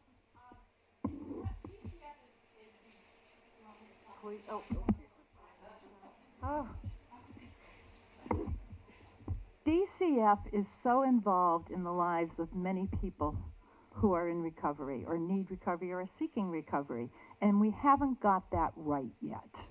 Okay, so that's why it's in the bubble. It's like we need to work with coalitions and find a way so that DCF can become an ally in recovery instead of being seen as the enemy.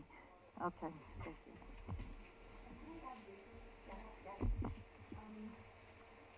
I know Heather's on the board of DCF and could also chime in, but I know that DCF has made a real commitment to this by hiring more substance use counselors on their team, but they need and want more support in this area for the very reasons that Linda just mentioned.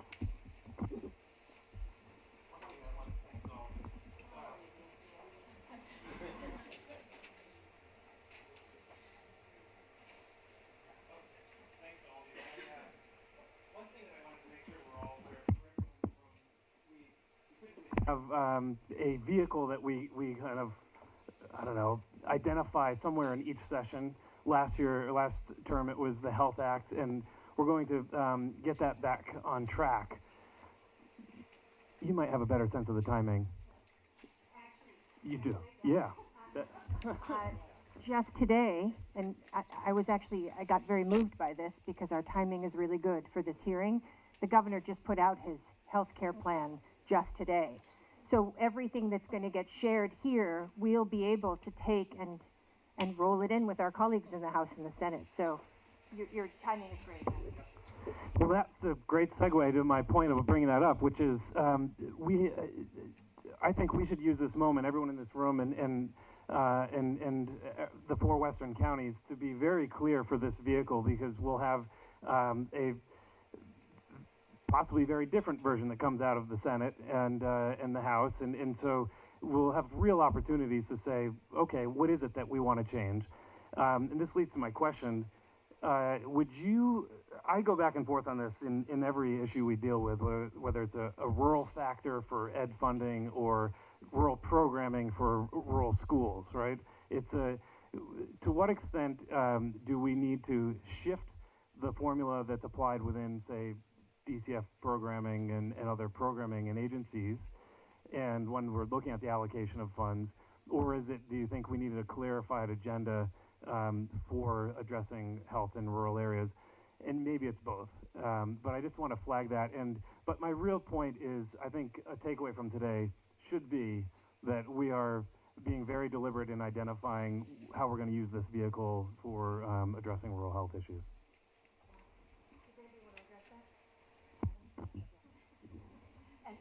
And I'm sure others will comment on this too. Senator, thank you so much for the commitment to look at rural health, or not only rural health, but also the formula, education formula is what I'm trying to spit out here. And I think something similar for the delivery of rural health services would be very welcomed. I think to the point that Linda made too about the funding minimums for RFPs that come out, either they're population based or you have to be an agency of a certain annual budget.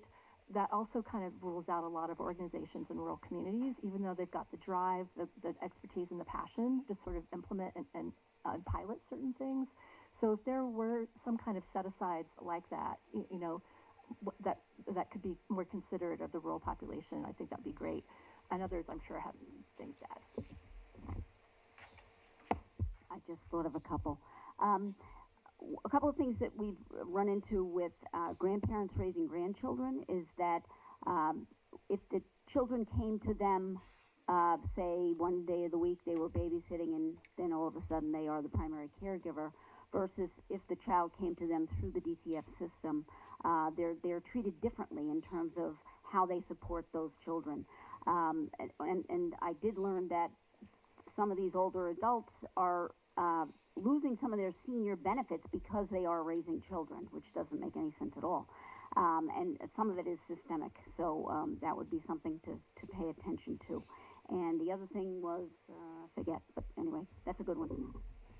I think in the field of prevention and community coalitions, I think that rural areas are actually leading the way, and so what we really need is just to raise all ships. I think for primary prevention, we just need to see Massachusetts invest more. I mean, our towns can't pick up other towns, larger towns can fund preventions, and there are a number of larger towns that have prevention coalitions that they fund themselves, but we can't do that here. We need state services, and that is what is going to reduce the disparities for rural regions. It's just that increase in state services.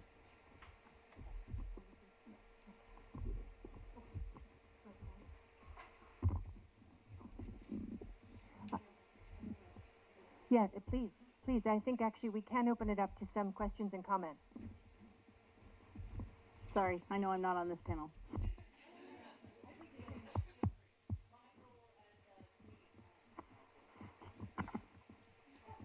Hello? Hello?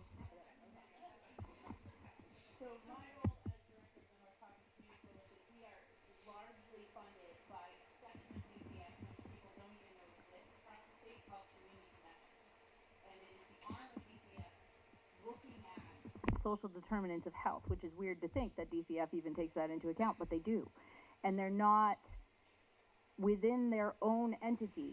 They are not educated about the different pieces of DCF and how they work together. And this really trickles down to our community. So a frontline social worker working with somebody, you were talking about supporting a grandparent, may not know any of the services in their community funded by their Community Connections Coalition that's home-based. So there's like 3 tiers here. I'd love to see a couple rings around DCF in this colored thing, and thank you for putting them in a bubble. They have a lot to offer. There have been funding formulas which have changed over the last couple of years to increase things like staff, knowing our logistics for DCF in our area, but it needs to be less statewide pushes and more support for area offices about what they really need for their community, because child protection looks different across the state and in rural areas. There is a unique thing coming out that's being funded with federal dollars right now called the Kinship Navigator Program. And it's coming out to say things that communities have been saying for years, which is we need people to identify the informal supports around a kid and a family to step in instead of putting them into traditional foster care. But then what happens to those people? Okay, I'll take that kid on, but what about my supports? What about my housing? What about my services? And so this program is just being newly developed, and they have, wait for it, 2 people hired to cover the state of Massachusetts right now.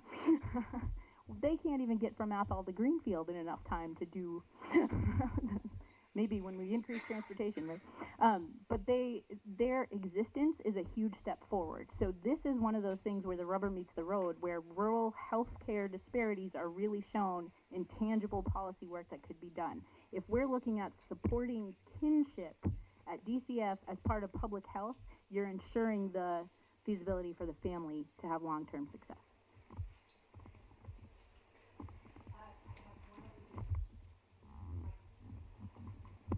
Thank you. Michael DeChiara. So I'm starting to feel old. In a past life, I ran community partners, which worked with community coalitions. And so the 4 community coalitions in the state got money through DPH, was a line item, including North Quabbin. And those community coalitions were seen as a best practice. So in terms of prevention, in terms of getting all the community stakeholders together, so everyone who's doing good services knows who to call, that's something that, you know, it sort of got subsumed a little bit as each coalition ran out of money. But as a model, if you wanted to go back, especially in rural communities, because it was North Berkshire, it was on the Cape, it was North Quabbin, really essential model, not a lot of money just to connect the dots every month. All right, last one from Glenn.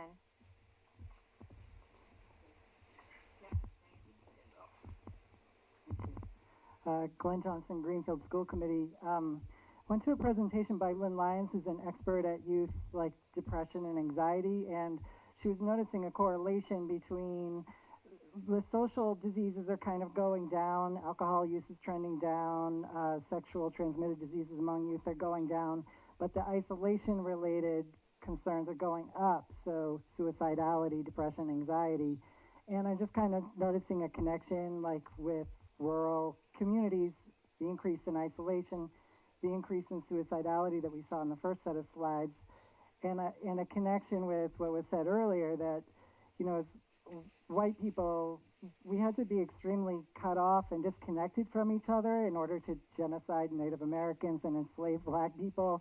And so I think that it's increasing, but it's kind of a natural kind of result of a culture. And I guess we're seeing in the UK, they're taking on isolation as an issue to take on and develop interventions around, and we're hearing those spreads with what you were just talking about. So I just wanted to raise that as a possible framework for people to be looking at just isolation as an issue for rural communities.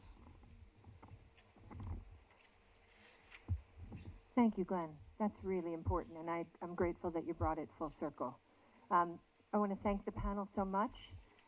Thank you so much. We're going to bring up the next panel. Very grateful. There's been a number of folks who've come in. If you're coming in, welcome. This is a Joint Committee on Public Health hearing on rural health. It's being live streamed, so not only are we hearing it here, but people in the State House are hearing it. And I'm very, very grateful that you're all here. This next panel is actually going to focus on improving healthcare access and infrastructure. So improving healthcare access and infrastructure, and they're already forming because they're just on it. So I think people are just going to, we're getting settled. So welcome to Eliza Lake, Dr. Esteban Garcia, Dr. Sarah Perez McAdoo, Ruth Blodgett, and Kirby Lacey? I'm sorry, Kirby Lacey. So Eliza, I think you're first. Great, thank you. Where's the magic? First of all, is this working? No. Eventually. And there's some number thing where am I? Oh, you're okay. Who is my overlord right now? Okay. Thank you, and good afternoon. And thank you so much for having this listening session and for having it out here where it hits close to home. It is in our homes. It is, you know, our lives. And so I really appreciate that. We spent a lot of time going to Boston, so it's nice to have some of Boston come to us. My name is Eliza Lake, as it says above me, and I'm the CEO of Hilltown Community Health Center. We operate sites in the small towns of Worthington and Huntington and the large town of Amherst, as well as a school-based site in Huntington. HCHC has served the residents of Western Hampshire and Hampden counties regardless of ability to pay since 1950, and we are the only provider of any of our clinical services, which are medical, dental, behavioral health, and optometry, and our community services, including domestic violence victim advocacy in that region. As a result of some of the isolation of our communities and the complete lack of public transportation, as you will keep hearing about, in some of our towns, over 65% of the residents are our patients. We provide 41,000 visits each year to almost 9,000 individuals from 85 communities in Western Massachusetts. And if I had slides, I would have a slide of the state and show you how most of Western Mass is traveling to us despite the lack of transportation. And I tend to scribble on my notes as I hear other people speak, and I have to say the word that has jumped out at me is fragility, and particularly when I think about primary care. I appreciate Ed, my colleague, talking about the assets, but I'm going to talk about fragility. So there are many recommendations in the rural policy plan that are very important to rural communities across the state and to community health centers.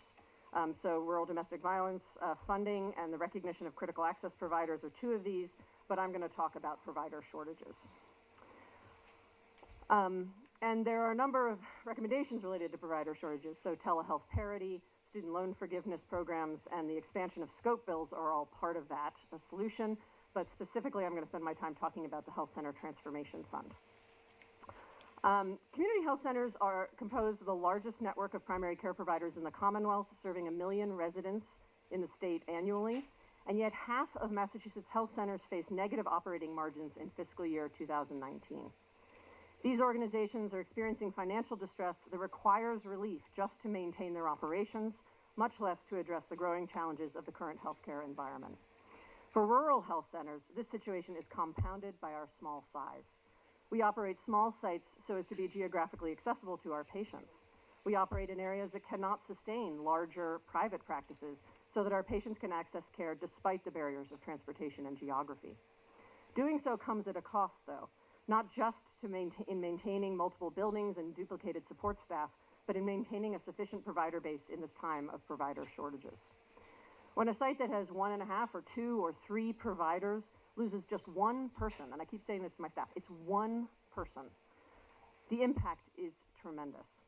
One person changes jobs, as people always do, for a variety of reasons, and that can result in 1,000 patients losing access to care, to primary and preventive care. That's their only option due to transportation challenges.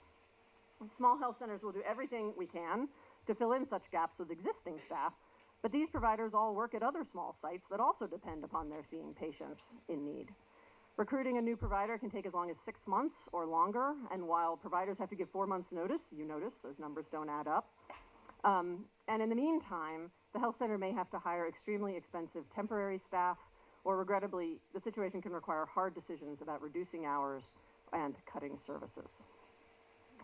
Besides the unavoidable impact on patient care and the increased inefficiency added to the healthcare system by this turmoil, this disruption severely affects health centers' revenue, which in turn affects our operational and financial stability. And that can make it harder to recruit the providers we need. And so it's a vicious cycle. The Health Center Transformation Fund, which I knew the governor's bill was coming out today, but I don't have cell coverage here because we're in a rural area, so I haven't been able to see what it includes. But the Health Center Transformation Fund was included in the health reform bill last year, and it would provide support to struggling health centers to address their immediate financial distress. It would also meet the need for longer-term transformation investments that would position health centers for continued success as innovative leaders in the healthcare landscape.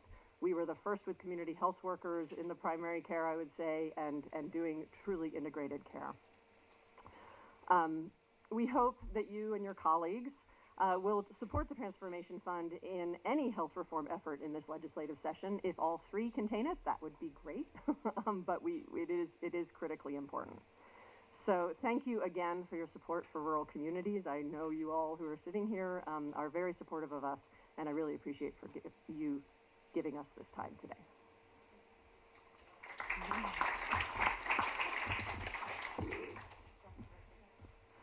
Good afternoon. My name is Esteban Garcia. I'm a recent transplant from Brooklyn, so the rural community has been really interesting for me. And the challenge that I really want to talk about today is recruitment for a hospital system to try to provide more tertiary care to the area as well as primary care.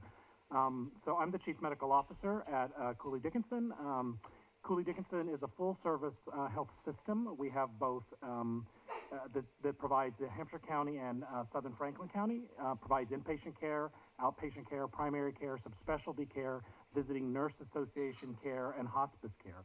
We have lots of programs across the area. Our service areas include a mix of rural towns and small cities and a wide range of populations. Cooley Dickinson is a major employer in Northampton area and operates the only emergency department in Hampshire County.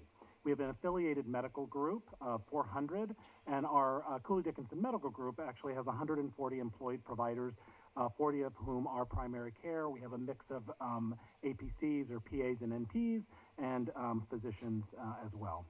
One of our significant challenges and threats really is recruitment, and Eliza and I commiserate over a glass of wine about this often. It's a real challenge for us to try to find physicians who are interested. It's a beautiful area, and other providers. It's a beautiful area, and I love it as a recent transplant from Brooklyn. But we find that people need a reason to move here. They need to understand or have a link to the area, and so that's one of the challenges for us. The AAMC in the United States, the American Association of Medical Colleges, unfortunately has said that we can experience a 40 to 100,000 shortage by 2030 of physicians.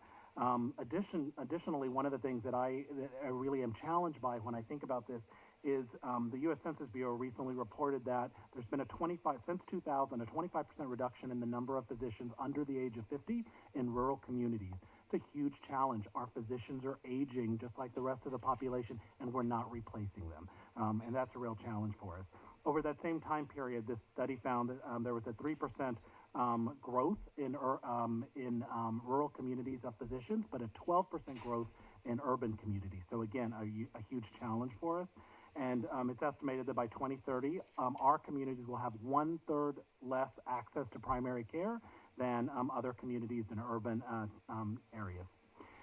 So one of the biggest challenges that we have is that the funding for primary care and primary care is a real challenge. We have new recruits who are concerned about their student debt burden, and currently Cooley Dickinson in our area doesn't qualify for any of the HRSA funding for health profession shortage areas because we're not, Northampton is not an area that's listed as that or designated as that. That's a real concern for us because we do provide services for areas that are listed as health profession shortage areas. The final thing that I'll talk about is telemedicine and the idea that we have very little telemedicine in this state and really need to explore ways that are recommended to do that, including increased access. We're looking at reimbursement parity, proxy credentialing. Really need to make this happen. We can work better with our colleagues out on the other end of the state by having telemedicine services that work. And finally, just a note to, I talked about recruiting physicians and providers, but it's actually so much more than physicians and providers. All of healthcare is a challenge for us in this area, and we support any system that will bring in additional resources for workforce recruitment, whether it's nurses, doctors, MAs, looking at our community college colleagues to help us as well. So that's really what I wanted to talk about. Thank you so much for letting me come in.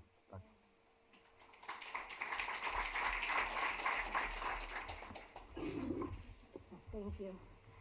Thank you very much for the invitation to join this panel, and all the people in the room who are very passionate about improving rural health. So I'm here today, this afternoon, in the role of over at Bay State, UMass Bay State, which is the University of Massachusetts Medical School at Bay State Health. And UMass Bay State has a population-based urban and rural community health track known by the acronym PERCH. And it's a medical student track which emphasizes team-based care that is integrated within the community and focused on population health, healthcare disparities, and health issues that are specific to urban and rural communities. Now, the principles of the PERCH track are to develop future physicians who are empathetic, reflective, excellent diagnosticians, and are team-oriented leaders who can be led. And what we've learned is that health equity and social determinants of health cannot be taught and will not be learned in only one class. Instead, our team has created a longitudinal community education experience that augments the traditional biomedical education of medical students with knowledge and skills to understand and address health equity. This skill set prepares future physicians with the expertise and ingenuity to deliver quality patient care, improve population health outcomes in low-resource rural and urban communities with high health needs. So this longitudinal education experience is informed by the community health priorities that are found in the community health needs assessment, as well as the community health improvement plan. And it includes the community voice, which is represented by the Bay State community faculty. And these faculty members are educators who are non-clinicians, who live, work, play, pray, and age in the community served by Bay State Health. So our students from diverse health professions have the opportunity to become AHEC scholars, and AHEC is the Area Health Education Center. The Bay State Franklin AHEC collaborates with academic and community partners in the Pioneer Valley region to address healthcare workforce needs, specifically in rural and underserved areas. The AHEC scholars provide community-based and clinical training on social determinants of health, cultural humility, interprofessional education, and health equity, as well as some of the core public health issues that we've heard today. Students from various health professions who elect to participate in these training opportunities, and this is beyond their course requirements, are recognized as AHEC scholars. So we've also learned that immersive community-based education experiences activate student interest in rural health. So for example, we've had a student who was in the first year during a community immersion experience who also completed a summer service learning assistantship with the Franklin Regional Council of Governments. So this summer experience then evolved into a 2-week rural population health clerkship during which a group of students from different health professions will live and learn in the community of Greenfield. And in the rural town of Ware, the Quabog Valley Community Development Corporation taught rural transportation as a social determinant of health, which is an issue that I have consistently heard throughout this discussion. So we picked that up in medical education. So the student experience that they had during the population health clerkship was presented at the Massachusetts Department of Transportation Innovation Conference, which then led to creating an application for a 5-year grant to identify and implement a sustainable, scalable model for rural transportation. So this type of strategic collaboration with a community-based organization is an example of how medical education can directly impact social determinants of health and health equity. And lastly, when you think about innovative medical education programs at the University of Massachusetts Medical School at the Bay State campus, our programs better prepare health professionals to develop the clinical expertise within the context of the community. And this type of specialized education will be valuable in training programs such as the family medicine residency, which is being created here in Greenfield.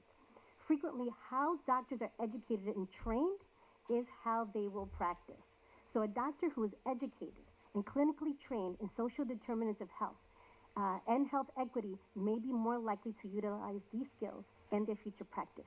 And this is a type of doctor who will be able to provide human-centered quality healthcare in rural communities. So to change the health and prosperity of rural communities, we need to scale up innovative education and training experiences of healthcare professionals, including continue to support and expand the area health education centers. Thank you so much for this opportunity.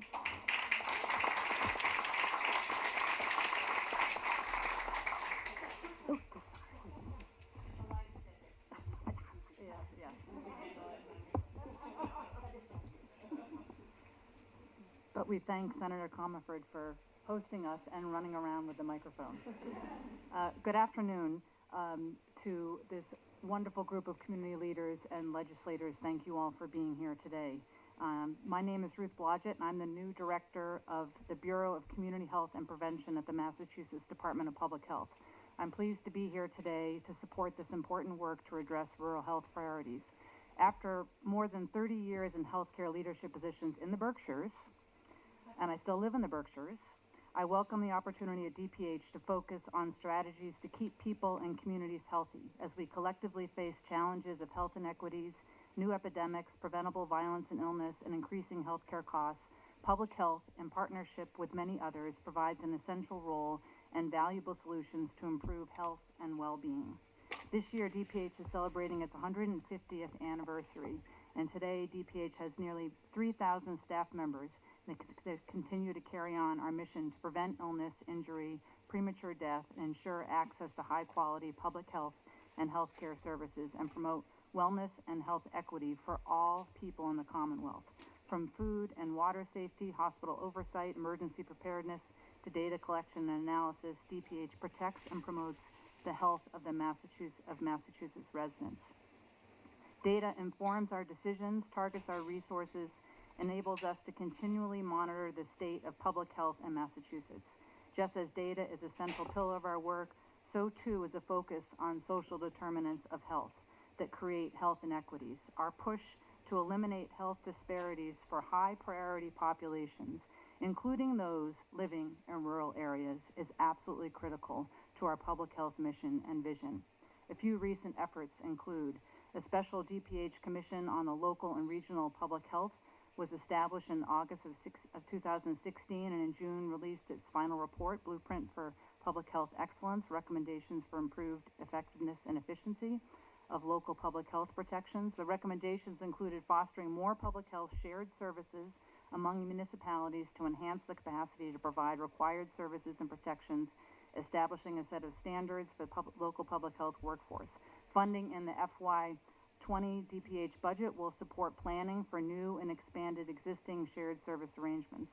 The Local and Regional Public Health Advisory Committee will convene later this year to review the implementation of these recommendations. As many of you may be aware, our Office of Local and Regional Health includes a staff person assigned to work with boards of health in rural municipalities and provide assistance as needed. Oh, that's the stop already. That goes quickly, as those of you that have been sitting up here know. So I'm just going to mention the community health worker effort is, of course, really important in rural areas, and I think the new certification program offers great promise, and this is an area where we will continue to strengthen that workforce. The last thing I wanted to mention relates, I think, to a great opportunity in rural areas is the work that DPH has with the Massachusetts Community Health Fund and Massachusetts Healthy Aging Funds, which will help create conditions that will lead to better quality of life. Guided by Governor Baker's Council on Healthy Aging and Secretary Sutter's health priorities, these plans will invest significant resources in Massachusetts communities to address population health outcomes and social determinants of health through innovative, sustainable, and collaborative multi-sector approaches. The new resources are generated from healthcare entities' participation in the Determination of Need program. And the rules were revised in 2017, which led to the creation of a statewide grant-making capacity initiative, and the focus will be on communities that have not typically benefited from DON funds and historically have been left out of this funding. So it will be a great new opportunity for rural areas. I look forward to collaborating to provide critical public health services and keep people healthy and communities strong across the Commonwealth.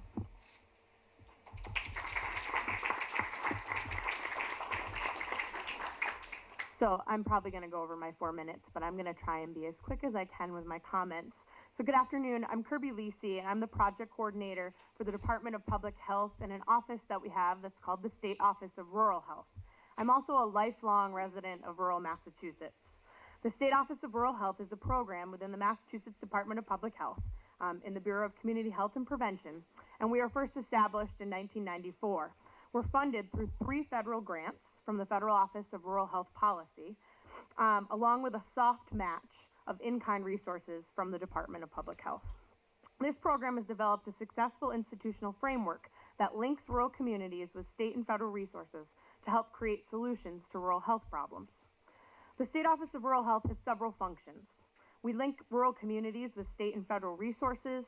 We collect and distribute rural health information and coordinate rural health networking activities. We offer technical assistance for planning, development, and implementation of local rural health projects. We help strengthen local, state, and federal partnerships, and we are always looking for ways to improve rural health. Additionally, we administer the Mass Rural Health programs, including the Rural Hospital Flexibility Program and Small Rural Hospital Improvement Program. But most importantly, we work closely with our rural communities and healthcare providers to understand their unique needs. 160 towns, making up 53% of the state's landmass, are considered rural by our state definition. These communities encompass the Outer and Lower Cape, the islands, a patchwork of towns in eastern and central part of the state, and finish with larger clusters in the west of the state in the Berkshires. Rural is across the entire state. I just want to point that out. Our rural communities are vibrant and resilient. They are incubators of innovation, creative problem solvers, and fluid in their ability to respond to adversity. They are home to incredible expertise, filled with natural beauty and resources, and home to many entrepreneurs and small businesses. Our rural communities also face challenges because of their unique needs. Nationally, rural Americans are older, sicker, and poorer than their suburban and urban counterparts, and that is also true of rural Massachusetts. There are 58 towns in the Commonwealth where 20% or more of the population is 65 plus. 50 of those towns are rural. The median income of Massachusetts rural communities is less than our urban communities by $12,000. They tend to be more economically distressed than their urban neighbors and pay more for service and utilities. Many of our rural communities rely on tourism as their main driver of economics. Tourism communities see a seasonal growth, but employment in this sector carries low wages for short periods of time during the year. Year-round residents must earn a salary to live on for a year in only a few months' time. Although we could talk extensively on the successes and challenges of our rural Massachusetts communities, today we would like to highlight 4 areas we think could have positive impacts. These include the rural health workforce, the rural healthcare system, telehealth, and rural equity and statewide initiatives. Many rural areas in the state have limited access to primary care, specialty care, and social services. This has impacts on health outcomes for rural populations.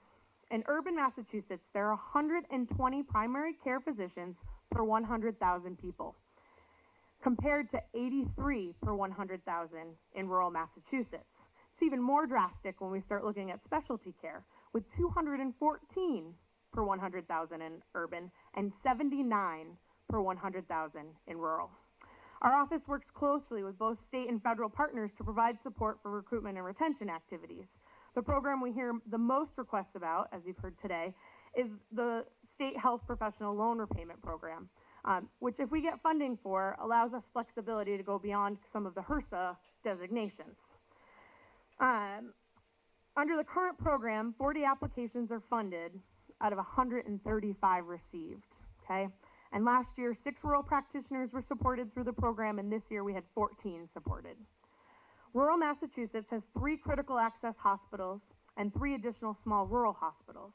There are 5 federally qualified health centers in rural Massachusetts, and our office recently worked with several provider organizations to bring the rural health clinic model to Massachusetts. This model utilizes mid-level practitioners to help fill primary shortage gaps. We currently have 3 rural health clinic sites operational, with another 2 opening in the coming year. They provide all these different services, the bulk of healthcare services within our rural communities, to both those who are publicly and privately insured. Nationally, since 2010, there have been 102 rural hospital closures. And I think actually that number was up. I was at a national meeting. I know it's a stop. I got 3 paragraphs. I'm going to go. So it is important to ensure access to quality healthcare services. One area of growth, both nationally and within our Commonwealth, is the use of telehealth. Telehealth allows specialists and subspecialists to visit rural patients virtually, improving access as well as making a wider range of healthcare services available to rural communities. It's also being used to help connect all levels of healthcare professionals to training, okay, and to provide support networks. Pilot programs in the state have demonstrated the positive impacts on both health and outcomes and the healthcare costs for rural areas. Healthcare services are not the only providers of health that need support in rural areas. Social services play a large role in the health of our rural populations. Regionalization and disinvestment in social services often has a disproportionately adverse impact on social services delivered in rural areas. In each year, between 1994 and 2001, the federal government spent 2 to 5 times more money per capita on urban community development as compared to rural. Nationally, rural areas also received only 1/3 as much federal money for community resources as did urban areas. These historic decisions have lasting impacts, and all of us have the unique opportunity to create equity for rural communities moving forward. Meaningful representation on commissions and committees from rural residents is needed. An understanding of the needs of rural communities and the impacts of program rules and funding should be included in our policy and funding decisions. Having rural advocates and experts included in discussions allows for an understanding of what unintended consequences may arise. All residents deserve representation. We must do all that we can to ensure that all underrepresented and disenfranchised populations have a voice and ability to enact the change that they need. In closing, I would like to thank the committee for the opportunity to testify today. Our rural communities are primed for investment. Through their incredible partnerships, relationships, and networks, they can create the rural appropriate solutions to the challenges they face. The Office of Rural Health has been working to empower and support our rural communities in the Commonwealth for over 2 decades. Hearings like this are the first step in achieving equity for all our populations in the Commonwealth. We welcome any opportunity to share our expertise, identify potential solutions, and share rural best practices for statewide programs and policies. Thank you.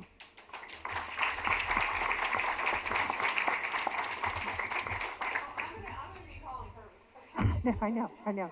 I appreciate, I just want to say, I know we all share, we all share an appreciation for the expertise of the panel and also just this wrestling with time. So I appreciate you all in how we're proceeding apace. No, not at all. No. I'm holding it up, right? We're all doing our best here in this construct. So I really appreciate your work. I want to recognize that Rep. Paul Schmidt has joined us. Thank you, Representative, for traversing the Commonwealth to get here. Well, I apologize for being late, but I have great admiration for what you and colleagues out there. Well, we're happy. We need to join hands. Okay, now we're going to open it up for questions or comments. Yes. I have to say, I'm just giddy that you're where you are now, Ruth.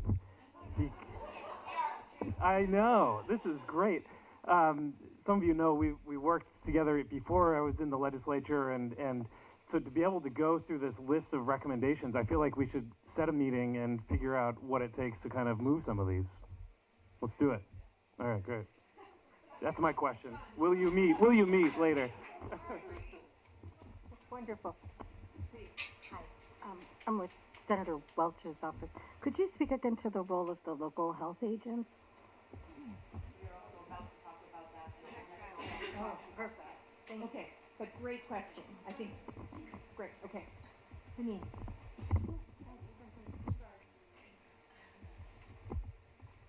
I'm just going to put my iPad down.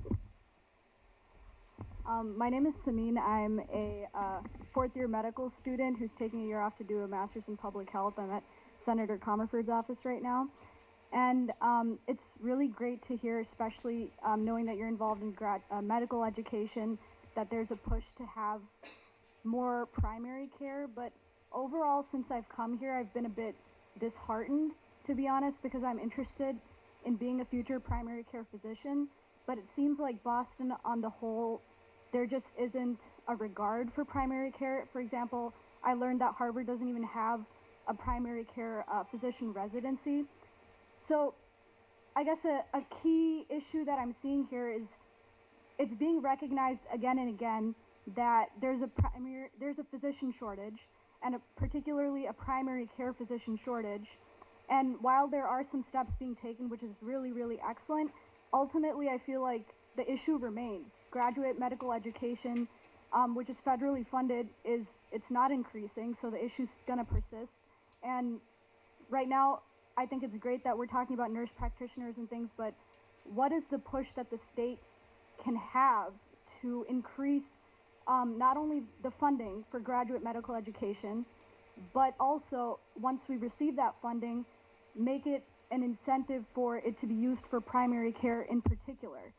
And also, thirdly, how can we help with that culture shift that primary care is just as essential as specialty physicians? Because right now, it's kind of a community service that, you're going into primary care, that's cute. You know, like, so I personally don't understand, being interested in primary care, knowing the breadth of medicine that needs to be covered. I think it's an incredible thing. It's super helpful. So what can we as, in the legislation, in medical schools, and all these different spheres, impact the culture, the funding, that's needed to fix this issue.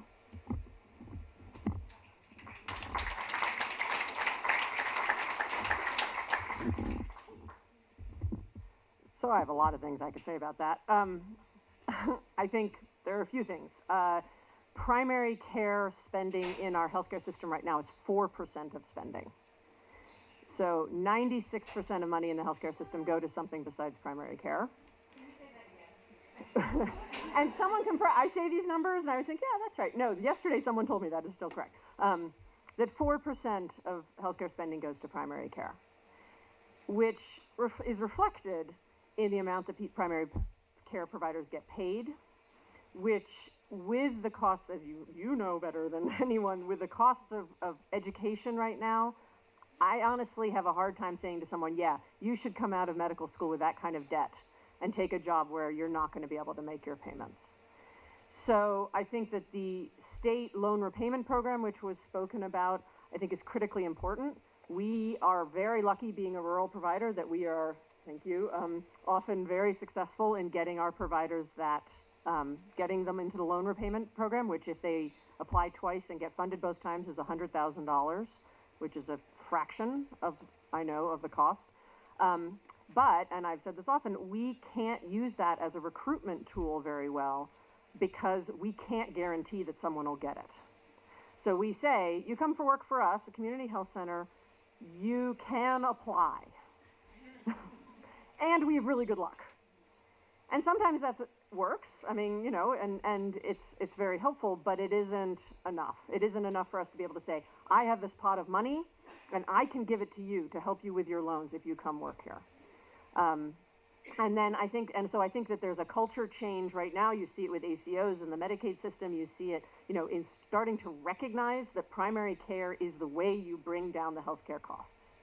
And if we doubled the investment in primary care, or tripled the investment in primary care up to 12%, what kinds of cost savings could we see then in all the other realms? And I'm not trying to put specialists out of business, but, you know, yeah. I agree completely with the primary care focus and mental health focus when it comes to providing health care. But the power of this setting and this group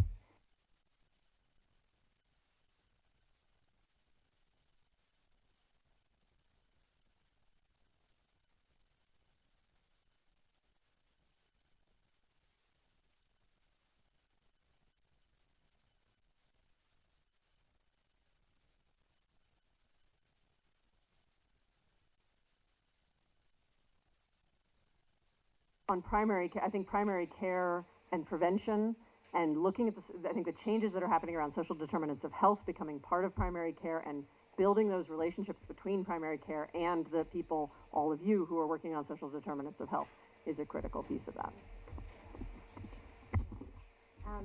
Just thinking about the fact that when you think about medical education, we forget how much that debt carries with you for a long time, now that I've been out of school for a very long time in practice. And you're starting to see now a recognition of that and a shift. So you're beginning now on the national level, starting to see a few schools that are offering free tuition. That's going to take a while to really take root, because in certain situations, it takes them 10 years to be able to gather the funding to be able to cover that. But that's not going to be so much of a luxury later on. It's going to have to be a significant piece of how do you recruit young people to go into medicine, specifically going into primary care. The second thing is that we don't use enough upstream strategies to be able to address this shortage. So I just gave you a small example of how the fact that we right now may not have the funding to say you can come to medical school, focus on primary care, focus on social determinants, work in rural communities. But when Dr. Garcia mentioned how do we get people to be motivated to stay and work here, we're beginning to do that in this type of program by building the relationship with the community, that students start to understand the impact that education has on the community, not only that they're learning from, but that they're serving.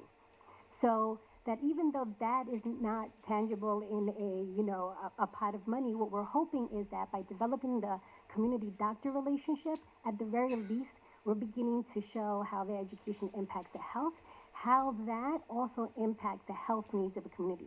That's the responsibility we have to education, not to do it sort of like because it's nice, necessarily, but because that type of training and education has a direct impact on the health and prosperity of the most vulnerable people in rural and urban communities. So there's still a lot that has to be changed, especially around medical school debt and the way that we're using upstream strategies to be able to recruit more people to go into primary care. I'll just mention one thing. I know we've talked about this a little bit, but looking at exposure, I call it exposure to the area, or really getting our friends from the other side of the state here.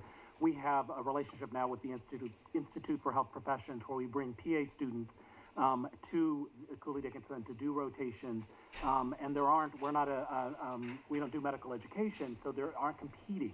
On the other side of the state, the PA students compete for rotations with medical students from Harvard. And so these students are now coming to us, spending time with us, and then getting exposure to the community and exposure to what it means to be a physician assistant, a provider in our area, and really have enjoyed the direct one-on-one interaction with full-fledged trained providers, as opposed to often with residents and others in some of the other areas. So it's just another way to increase, hopefully, exposure to primary care.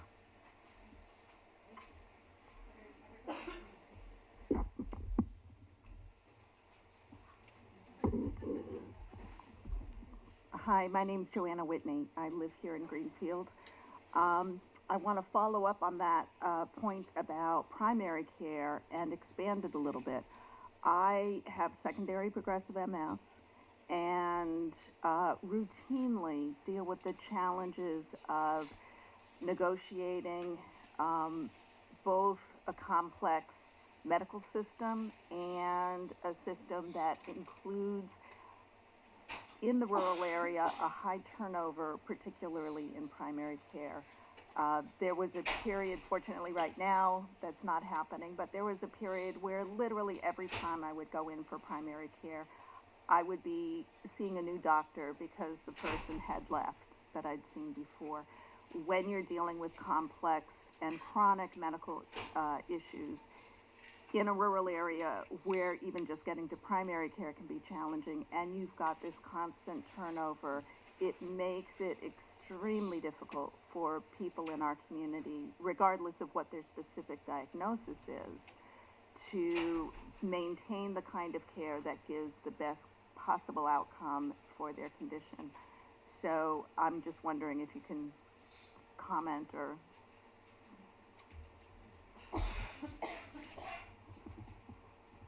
I think one of the strategies that we're using to shift the way that we're looking at caring for residents who have chronic health issues is that we're moving from, the provider, the clinician doing it sort of solo to a more team-based approach. So you're seeing that in clinical care teams. So leading the residency clinic that we had, the issue of having a different provider every single time was really very challenging to our community residents who were coming in with really complicated health issues. So we were revamping and changing. So now you have a whole team behind you. It shouldn't be just one person, because all those team members are bringing a different level of expertise and value to your care. And if someone is not there, there should be another team member who understands your history, knows your story, and knows what's happening, and can communicate that across other team members. We're also using that approach in team-based population health. That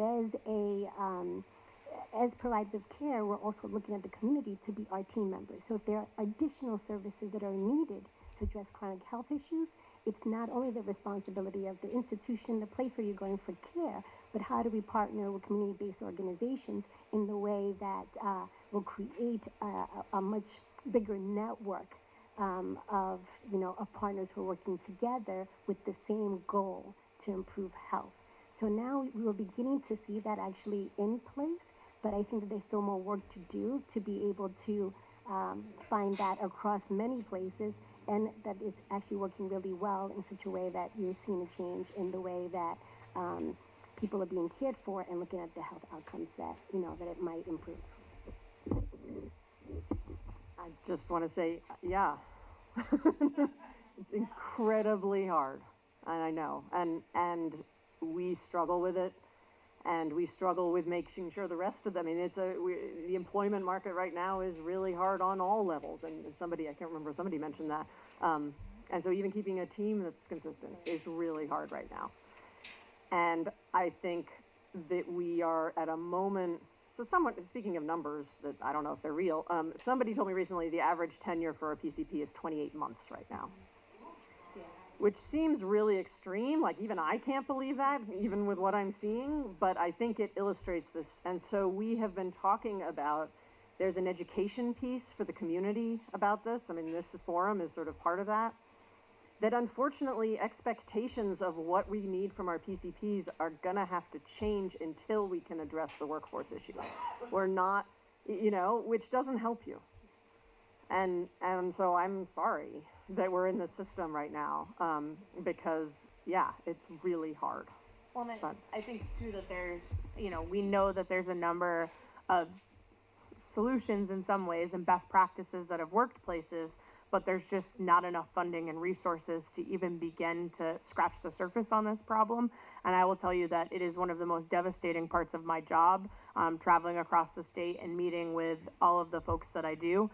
This is the number one issue, and I don't have answers. And, that's really difficult when you do the kind of work that I do, because that's my job. Like, I'm supposed to help plug these systems together, and we do the best we can on a shoestring to try and pull some of these pieces together, but I think there needs to be a real concerted effort in many ways, because it's the whole continuum of the system that there's challenges with, from education right on through to loan repayment, and you can't blame practitioners who have 400, we see the loan repayment applications, they have $400,000 to $600,000 worth of debts and are being paid $120,000 a year, and those are big numbers. And if they go into specialty or take a job in a more urban center, they're going to start making $200,000 to $300,000 in a year or two, and so it's a hard thing to compete with. Yeah. Yeah. Well, once they get established, and yeah, it's.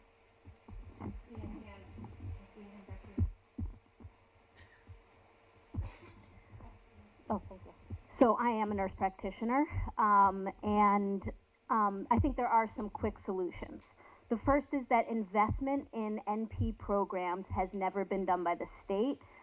There's no money that goes into the education of nurse practitioners, and then there's no money that goes into the training. Right now, nurse practitioners need to have clinical rotations within the community. That's done as in a volunteer basis for nurse practitioners. There are states that have already passed legislation that have done simple things like tax deductions for nurse practitioners who take on students. That's simple. That's a quick way to get people to do it. I currently have five post-grad residents of Great Barrington area who are all applying actively to direct entry nurse practitioner programs. They have families in the rural area, and this is a way for them to have families be doing this work and stay in the community.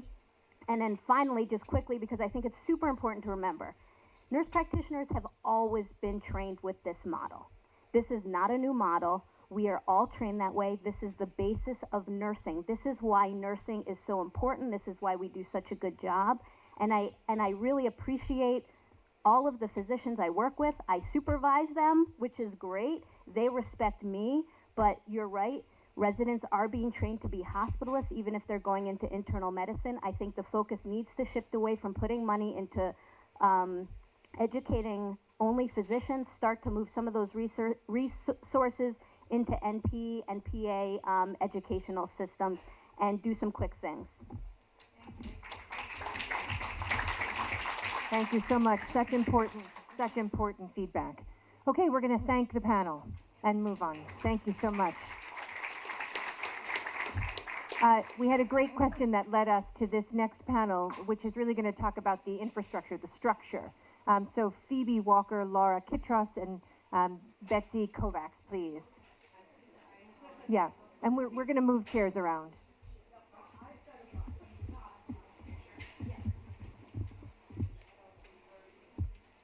And as we settled, just for the folks who are coming in, we had a lot of folks just come in.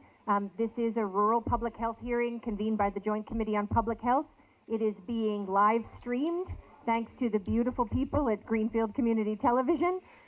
We're very, very grateful to you. And we are going to be issuing a report for all of the colleagues in the legislature, House and Senate, and all of the leadership. And if you missed this announcement, the governor just put out his health care bill today. So have mercy, this conversation is well timed. All right, Phoebe. Thank you very much. And I want to say that we are giving 3 slides on behalf of our colleague at the State Department of Public Health, Ron O'Connor from the Office of Local and Regional Health, and then we're giving our own. So in case you're wondering why we might get more slides, they're not really ours. He just couldn't get here. So briefly, the slides we're giving are about the Special Commission on Local and Regional Health that was mentioned earlier by Ruth Blodgett. And they pretty much all have to do with the prop I have brought here, which is to show you that Massachusetts has 351 local health departments. Maryland has 24, California has 61, South Carolina has 4. You get the basic idea.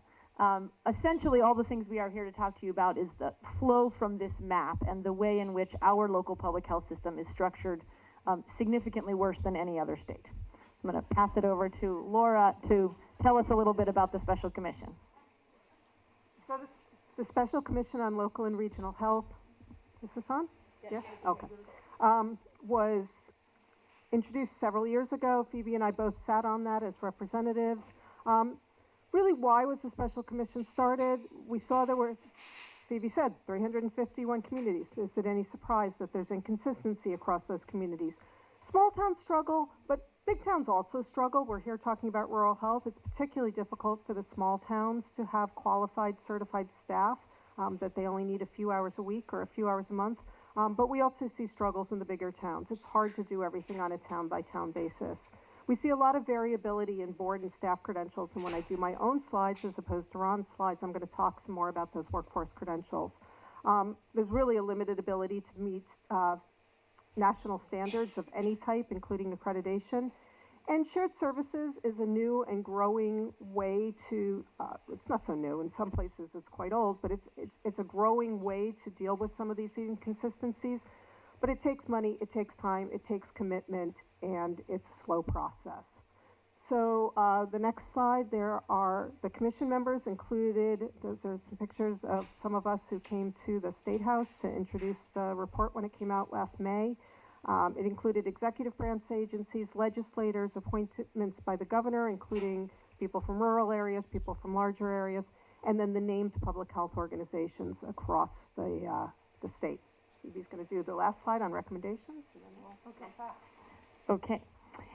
So the commission came up with, after a year or two of work, came up with 6 interlocking recommendations, which are pictured here above you, some of which we're going to go over here because we think it takes particular attention to the legislature.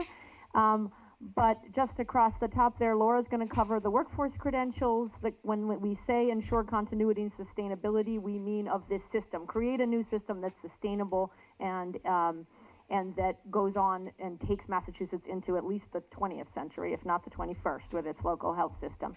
And then in terms of set higher standards, that is that we think we don't actually have a state standard for what local public health should provide, but other states do, and we could, and we would like to start that process. All of these 6 interlocking things will flow from, hopefully, the passage of House Bill 1935, Senate 1294, which has had a hearing. Thank you to the Public Health Committee for that, but really needs to actually get passed in this session for us to start to make use of the 2 years of work and all of the good thinking that came into the Commission's report. So, go ahead, next slide. No, there's a different one. No? Okay, well, never mind. You can go back to the data one. There was a slide which we will see later, which is a description of all of the responsibilities of local boards of health. And I think you'll see it at the end.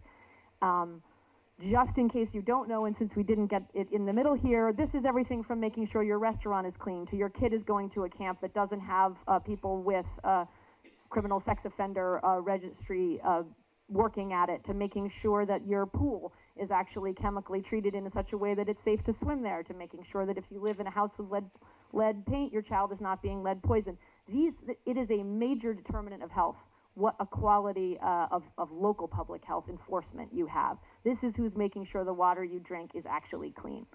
So all of those responsibilities, and we have no idea how well we're doing. I mean, this is one of the short findings of our commission is we're not really gathering much data on that. You know, we heard this morning over at GCC, we heard today here about the importance of housing in people's health, and in particular in rural communities. There is not one data point about housing gathered at the Department of Public Health about how local public health enforcement is doing. Whose house are we inspecting? What are we finding there?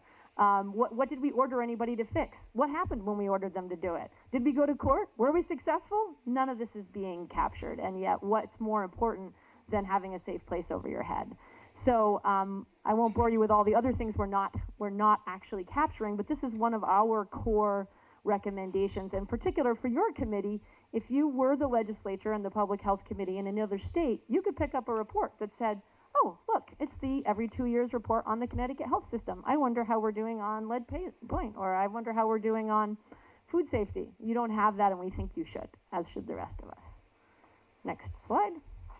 Cross-jurisdictional sharing. Near and dear to my heart is the creation of regional health districts. This is one way rural Mass can actually get this work done and get it done well. We have numerous examples in Western Mass of regional health districts. This is a picture here of the staff of the regional health district that lives here at the COG, a wonderful public health nurse who serves 14 towns, giving a flu shot to the health agent who serves 11 towns. All under one district in a flexible way that works for its member communities. We'd love to see the Commission's recommendation on funding rural health departments as regional entities move forward. We did get some money in this year's budget, which is great, and grant applications are open now to folks, but it's a tiny scratch of what we would need to actually really roll this out statewide to have a decent local public health system. Now Laura's going to tell you about another few of our recommendations. You're going to see it here. So one of the things that the Special Commission looked at was the workforce qualifications and whether those workforce qualifications served Massachusetts. Currently, you need more credentials to cut hair to be the local animal control officer than you do to be the health agent who's making sure your septic system isn't leaking water into the drinking water of your neighbor or into the drinking water of the town, who's doing all the housing things Phoebe talked about, who's doing food safety, who's doing half a dozen other things, all of which take specialized training to do correctly. And yet there are no statewide credentials required of them to do any of those things. This, not surprisingly, leads to a really inconsistent ability of the local Board of Health to provide public health services in a professional and efficient manner. It means that there's a real variability across the state in local public health agents. We see trained and fully credentialed people, and we see them in rural areas as well as in urban areas, so we do see them more likely in larger, better financed towns. And then we see where literally somebody gets elected to the Board of Health with good intentions, but with no experience, no responsibility, aren't getting paid, and they're out there doing it in their town. So it really runs the gamut from completely trained and credentialed to not at all. The pool and the pipeline for the workforce is completely inadequate. We're seeing large numbers of health agents who have been around forever and are doing a great job.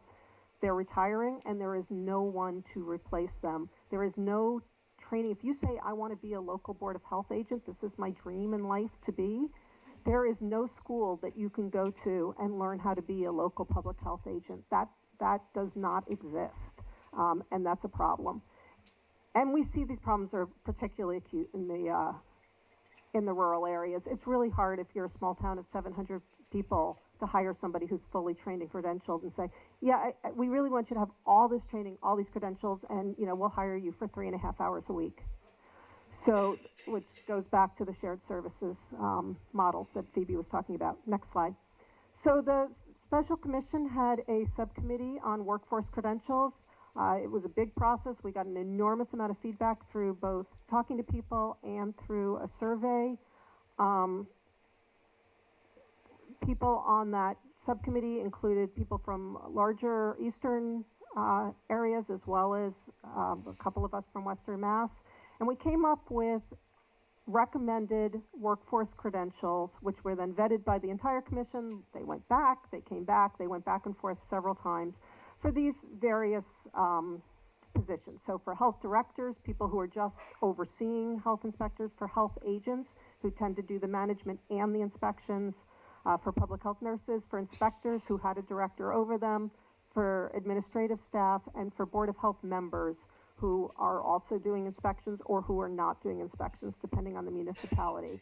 And there were 3 areas: what they should have when they're hired, what should be required when they're hired, what should be required after they're hired. So giving people time to come up to those standards. You know, for instance, inspectors, we think they should have a registered sanitarian degree at some point, but giving them sufficient time, 6 years, to come up to that standard if they don't have it.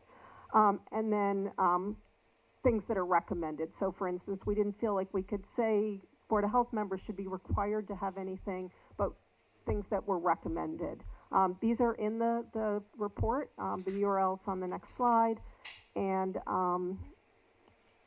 there is a waiver process. It's not an automatic grandfathering. There's a waiver process where if somebody's worked for more than 10 towns, their municipality could request a waiver of the workforce credential, of the educational-based ones, not of the certification-based ones.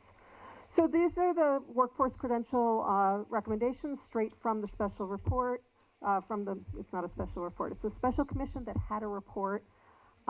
Essentially, it says to set the education and training standards for local public health officials and staff, and to expand access to professional development by these 3 bullet points, implementing the local public health workforce credentialing standards that were adopted by the full commission, by making training available and accessible to local public health departments across the state. So many of these trainings occur out into Eastern Mass. If you're working 3.5 hours a week, or even 10 hours a week, and by the time you drive 2 hours to Eastern Mass, take a 6-hour training, drive back, well, that's the week's work.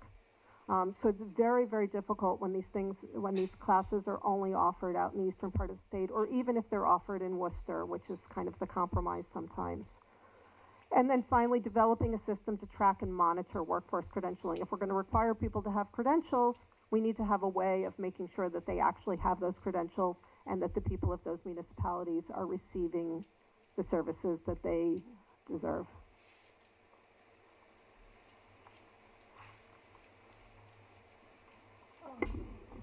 So I'm Betsy Kovacs, and I'm representing Heath, which you can think of as the poster child for everything that we're talking about. I want to thank you for listening to our needs. And I just want to reiterate something that Phoebe just said, and that is the importance of public health as opposed to health care. And that public health deals with the environment in which we all live. And if you think about it, as Phoebe said, our clean water, air, safe homes, health promotion, disease prevention, it's hard to imagine that we would have the reduction in smoking that we have without the social marketing campaigns that Massachusetts has been so much at the forefront of having done. But that's a public health effort. So we are the poster child, and as for the needs described in the commission report, we need funding, we need training, we need additional personnel, we need all the things you've heard about. Heath is the quintessential rural, tiny town in Massachusetts. We're the real boonies. With about 690 under 700 population spread over 24.9 square miles, we have a density of 28 per square mile.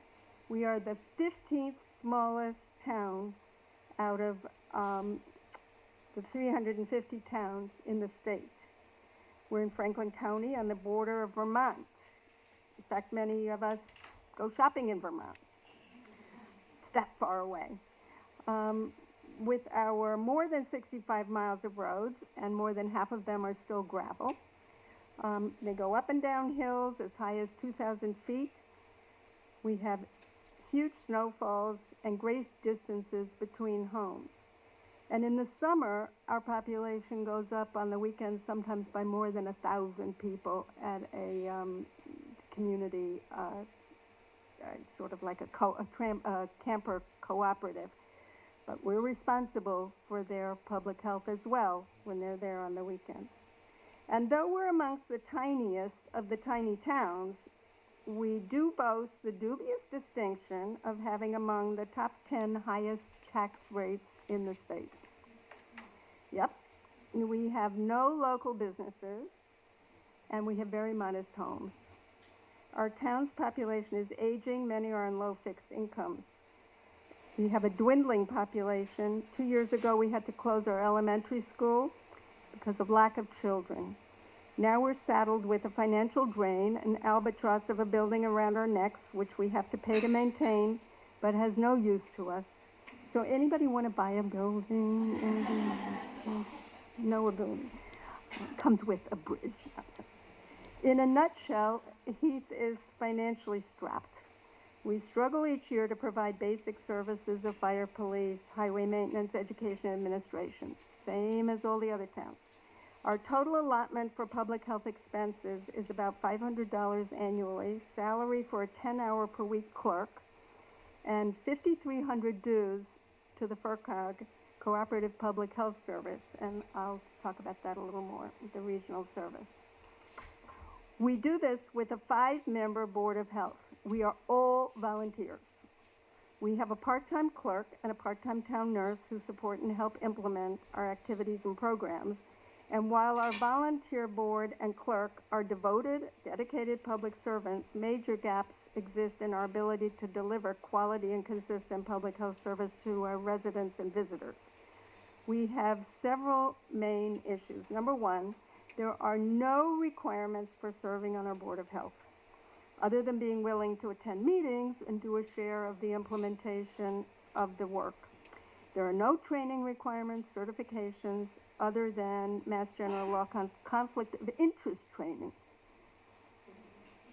This means, and where that usually comes in, is somebody might want to be on a board because they have a beef with a neighbor, and then lo and behold, true, never have. And lo and behold, they are in a butter, but etc. This means we are usually shooting from the hip, not sure of what is expected of us, so we have, by law, extensive police powers, especially in emergencies. 2, we get no funding for dealing with disease prevention, health promotion efforts aside from some minimum amount of pamphlets and distribution, and close to no support for emergency preparation. Training opportunities are usually held in places which would require an overnight or weekend time. Some of us do it, but most of us don't have the resources to. We could not discharge our responsibilities without the FRCOG, Cooperative Public Health Service, the regional grouping. For our annual dues, we get the shared regional services of a professional public health agent, you saw his picture earlier, who does our Title V and food inspections, advises us on dealing with the sanitation code enforcement issues such as dilapidated and abandoned housing, condemnations, and enforcing public health regulations. The Cooperative Public Health Service also gives us access to a public health nurse who augments our town nurses programs such as flu clinics and communicable disease investigation. And yet, with all this lack of financial and human resources, our tiny town of Heath is responsible for providing the same exact public health protection and services as are required of all other towns and municipalities in Massachusetts. I dare say you wouldn't want your police chief to have the lack of credentials that most of us on our board have. So, to do more than meet the minimal needs of our community, we need additional professional credentialed staff. For example, we badly need increased nursing to do home visits to shut-ins and to provide better and greater health promotion programming. When we encounter emergencies and critical incidents is when we feel our lack of infrastructure and staff the very most. We often get ice storms, debilitating snowstorms, and just yesterday, we had no electricity in most every one of our homes in our town. The final electricity just went on, the final homes just went on this morning, I heard.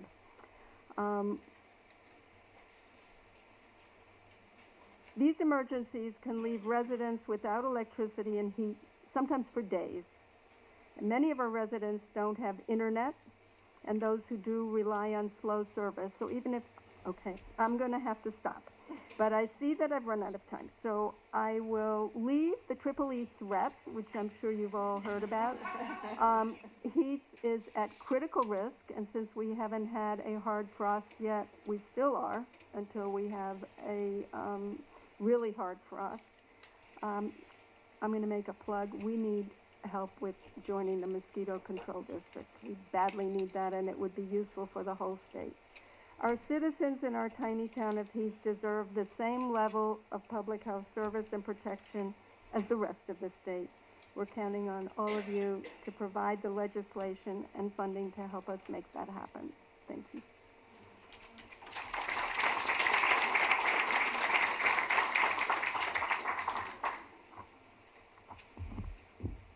Thank you so much to all three of you and your colleagues who contributed.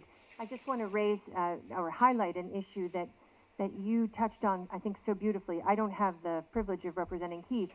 However, 7 of the top 20 towns with the highest tax burdens are in the Hampshire-Franklin-Worcester district, so just 1 to the east. And that actually speaks to this collision between provision of public health services and our small towns. I also just want to weave in a little thing called pilot, payment in lieu of taxes, which is also really falling quite short. So many of our states, many of our towns, including Heath, Warwick, Coleraine, Royalston, they actually care for a number of acres. In Warwick's case, it's 50% of the town, acres of state-owned land. Arguably, we want that land. We need open land for all the reasons we know environmentally, and yet we've actually decreased our pilot payment from the state. So we are really having a collision embodied by your remarks, right? We are cutting the pilot payments from the state to these towns. These towns are hitting top-tier tax brackets, and we just aren't seeing enough economic growth to generate income. Now, that's not saying that the kind of efficiencies you're looking for aren't also needed, but that's, I think I just wanted to bring that economic reality in the room with all of you. Questions? Questions or comments? Other questions or comments? Oh, please, Carolyn. I just want to say that I'm chair of the Board of Health in Deerfield. I'm a select board member, and I'm one of those people that was not ever qualified to be on the Board of Health. I have no background. I found out I had the Board of Health job when I was elected select board 2 years ago. So capacity is an issue and money is an issue. From a budget point of view, there's never going to be enough money, so we need to be creative. And it's capacity. We have to be offering some kind of training, because as communities out here, we do volunteer, and we do have the ability to take care of our communities because we do care. There are people that care. But we do need training, and you cannot do this without training. So I think training is really important. The other thing is you have regular Board of Health issues, but then you have emergency preparedness. And there is no support for emergency preparedness, really, and that's where, you know, maybe we can do the team approach. We're trying to, I also co-chair the Mohawk Public Health Coalition, and we are trying to figure out ways that we can deal with, you know, the team approach where we can support the fire and the police and the emergency managers in our town, because all those positions really are underfunded and or volunteer. The other thing is we got to really be smart about climate change. No one is bringing up that climate change is affecting public health terribly, and Deerfield was the lead community to support the establishment of the Pioneer Valley Mosquito District. And what I think is really important is that this is a new line item. All our towns, when we're spending almost 70% of our budget for education, and we have a shrinking, you know, tax base, most of us, and a growing population on fixed incomes, we've got to figure out a way to deal with climate change diseases. Ticks are coming. We need to support subsidized tick testing so you can get treatment within that 1 week of that golden week, just like the golden hour. And UMass will do that, but you need money to do that. And that should be done. The other thing is the mosquito district.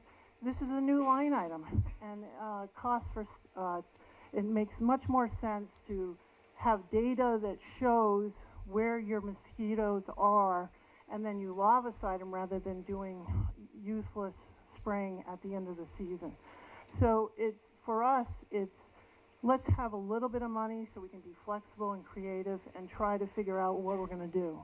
And just a quick, back a couple panels ago, what's happening with the healthcare system is it's shifting down to the cities in Springfield, away from us in the rural areas. So there's no transportation really for our elders to get down there for medical treatments. It used to be a neighbor will take you down to Greenfield or wherever to go to your hospital, but going to Springfield is another whole thing. And they're usually elder themselves. So having some kind of medical support for transportation is really crucial to our elder population so they can go to appointments. Do you want to address any of that?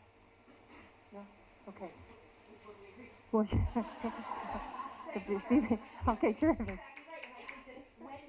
When you are in the system that we have right now in Massachusetts, where you're not required to have a credentialed health department and staff, you don't necessarily have somebody who can say, oh, put together a tick testing collective. That is something that comes out of regional health districts, comes out of workforce credentials, comes out of having professionals there to sort of respond to whatever emerges public health wise. And that's where we need to be, which is where literally, 48 other states are. So we need to get there. Yes.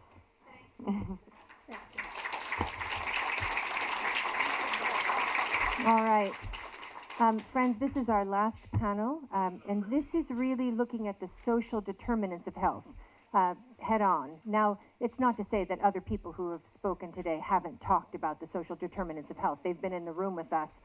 This just gives us an opportunity to focus. So please welcome Stuart Beckley, David Christopoulos, Dr. Theo Huang, and Patricia Crosby.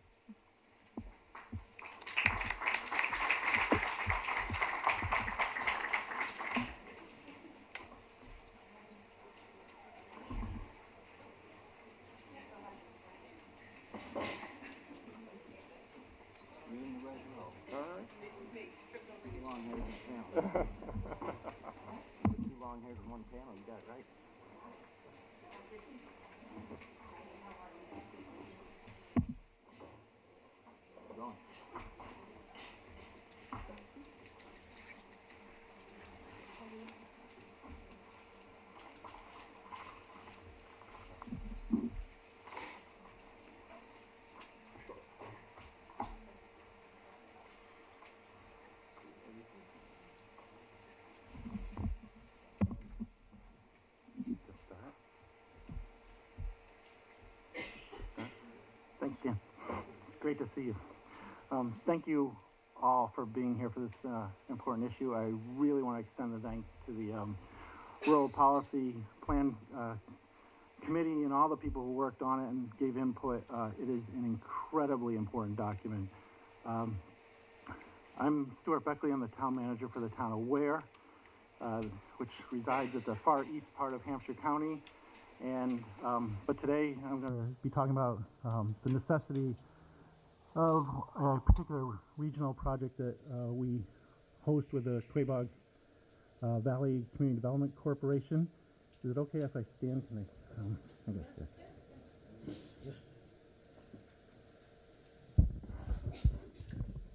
I was late with my slides. I got it. Thank you. So, going old school, old guy going old school. So what we call the Quabog Hills or the Quabog Valley is really the South Quabbin area of Massachusetts.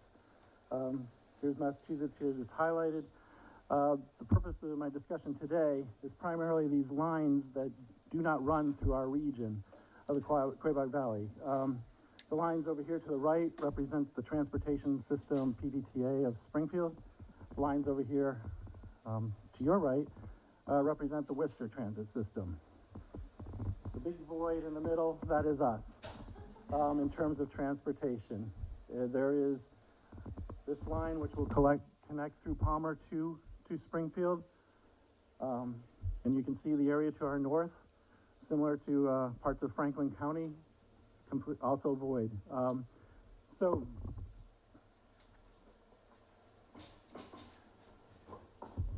it's shown as the best practice in the rural plan, but what I'm going to talk to you about is the Quabog Connector, which was put together, as I mentioned, with the town of Ware and the CDC and covers 10 towns now. It is now almost 3 years old. In that 3 years, it has grown from 2 riders per month to 66 riders per month to now 1,000 riders per month. It's held together by magic and a lot of subsidy and support from the Commonwealth, from foundations, from private sector, including Bay State Health, which recognizes one of the main purposes for the system is to get to medical appointments. Without the Quabog Connector, many of the people in our area, which covers the corners of 3 counties, would be missing or dropping medical appointments, and it's an incredible, important piece. 60% of our rides are for employment, so those are people who would not be getting to work, not be getting home. So our original plan was 8 in the morning to noon, 3:30 to 6. That fell apart within 2 weeks. We run from 6 in the morning until 8 at night now, and are seeking funding to expand that through Mass DOT, and we've also put into another grant to expand the purposes and the region, because as I pointed out to the north, there is also still no service. PVTA has dropped our service to 4 runs per day.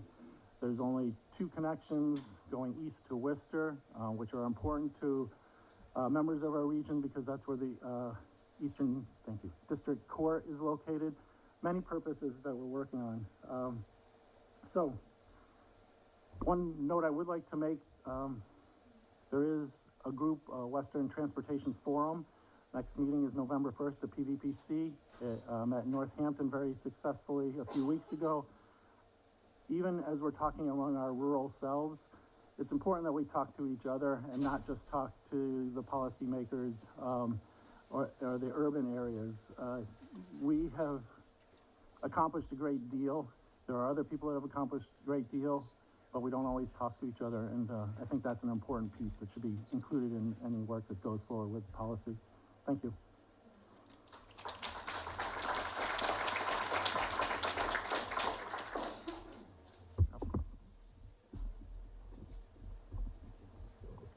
Hello.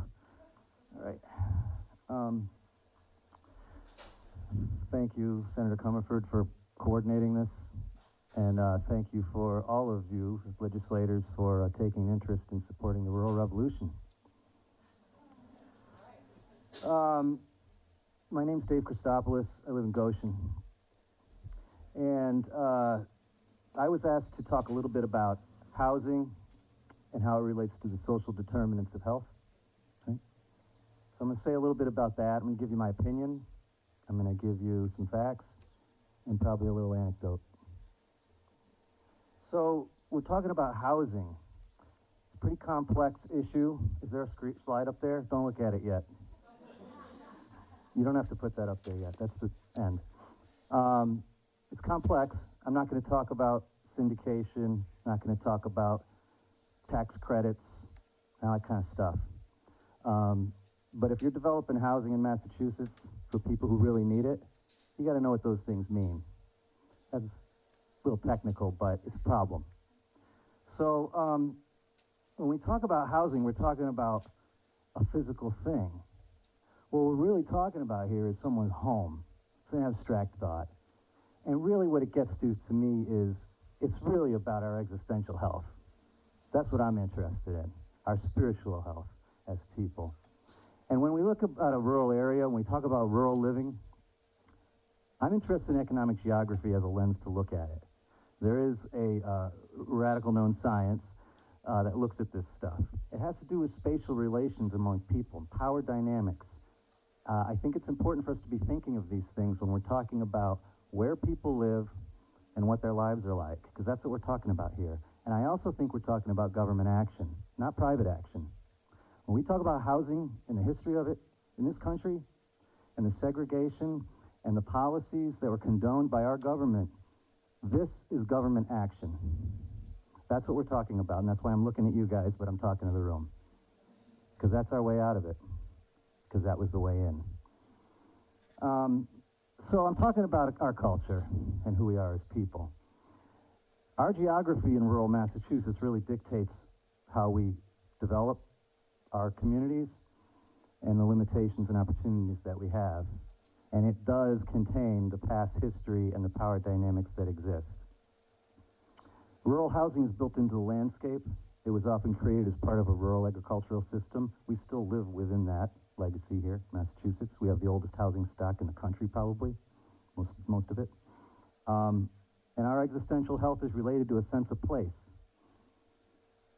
Yeah, we need good air quality, and we need to get rid of the lead paint, that kind of stuff. Our economic lives are impacted by unaffordable housing and high-cost burdens. You guys heard the statistics, right? We got to drive all over the place. You add that to your house costs, and you're up in the 60, 70% just to get living and driving. Never mind all the other stuff. All right, so that's an issue for rural people in Massachusetts. And real estate continues to reward the rentier class, let's face it. If you've got money and you've got property, you got a good chance of getting more. The general population has to pay a larger percentage of our income to maintain housing costs, and the wealth generated by real estate transfers continues to happen. It's a small elite group of Americans that own all the land, all the housing, they're controlling it all. It's government action, remember that. So we have old housing stock, it's fact. We're far from services, it's fact. Transportation costs more. We have limited affordable housing. There are short-term rentals and second homes that are putting pressures on us in rural Massachusetts. We have it's expensive to property manage if you're a developer like our nonprofit, and we're trying to provide housing to the people who need it the most. We have long distances, not many vendors who do the work. We have zoning issues to deal with. We have geographic issues, ledge, costly infrastructure. We don't get money for that. One thing that we've done in the hill towns is we have done a lot of housing rehab to help preserve the housing stock. We've done over 700 homes in the Hampshire hill towns. And I want to make a point about this. Not one of those dollars for the housing rehab program has been state money. It's federal money. And we should do something about that. The other point I wanted to make was that there are things that we can do to get a better handle on how people can be healthier in their homes. And there are things that we are doing, and a lot of developers are doing. I actually brought a checklist here, how you can walk through a home and figure out the healthy things that need to be done. When we rehab a home, we do this stuff. So I don't have it on the screen for you, but what I do have, I know I got my 30-second thing. I just want you guys to see the recommendations. I'm a commissioner on the Rural Policy Advisory Commission. Part of this plan I helped write. And if you look, I think is up there now, are the recommendations. Okay, so they're very complicated. Housing is very complex, technical, and not something you can do in 4 minutes.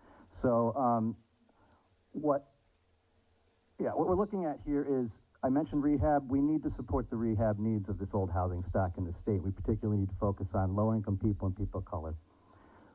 We need to revise the community scale housing initiative. It's good, but it's not good enough. We need to look at the regional solutions, just like your public health agents and your other shared services. We need to look at that for housing. We need to build capacity in our rural areas to develop. I can speak by experience. I'm a developer. I've built a number of housing units in the past 10 years, and it's near impossible. We're doing it against all odds. We need to create more flexibility in the state funding, and I'd like to talk more about that in detail when we get more of a chance to do that. Thank you so much for your time.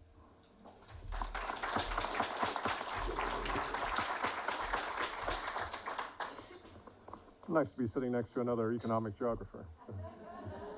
Critical geography, my friend. Critical geography. So let's see. We can throw up a slide, I think. Yeah.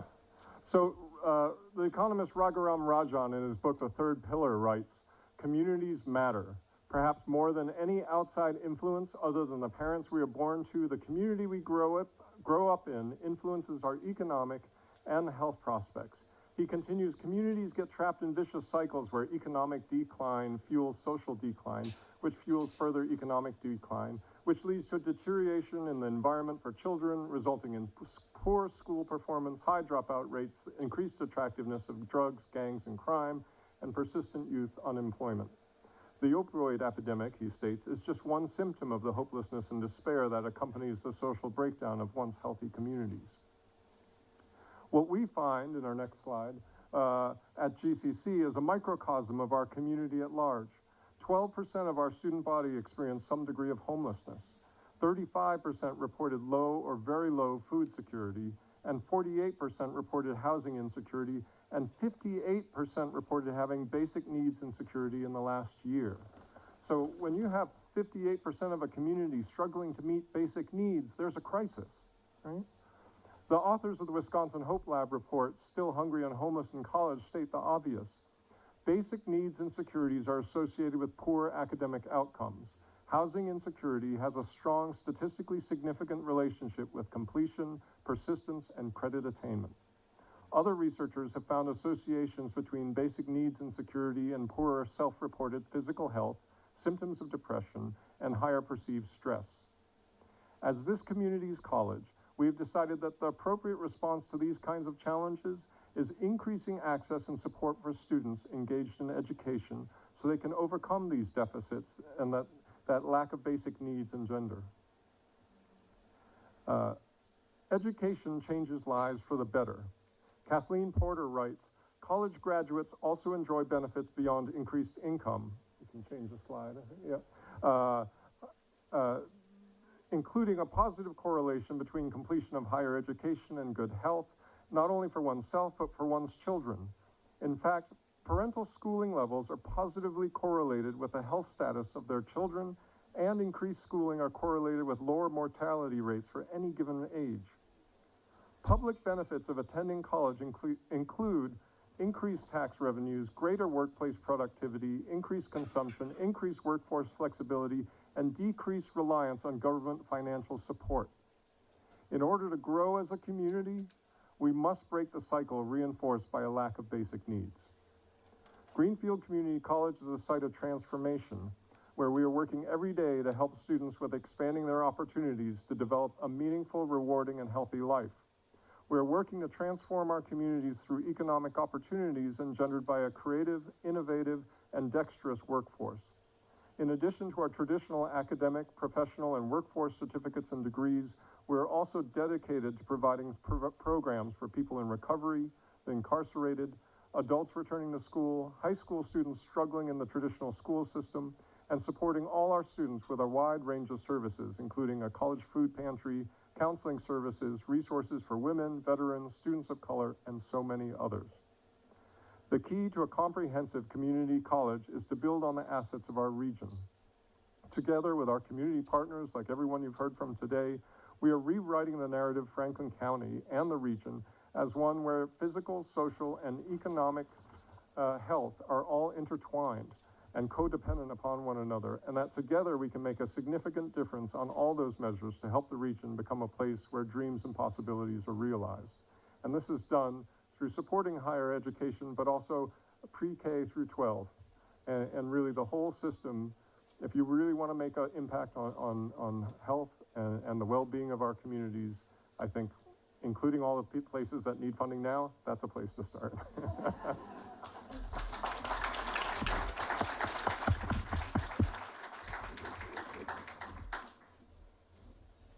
Good afternoon. Thank you for inviting me to speak a little bit about work as a rural social determinant of health. We all know that a job is what puts food on the table and a roof on our head.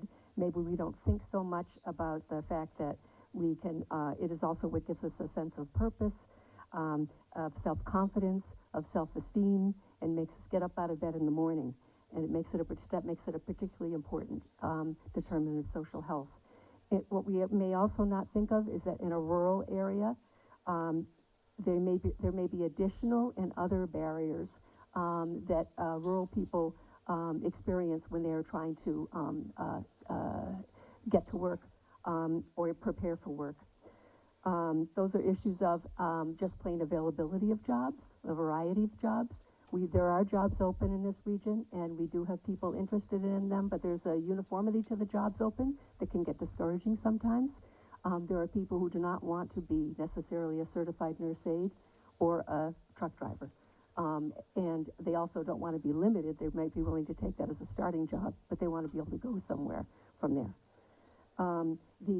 Access to the jobs and access to the training for jobs.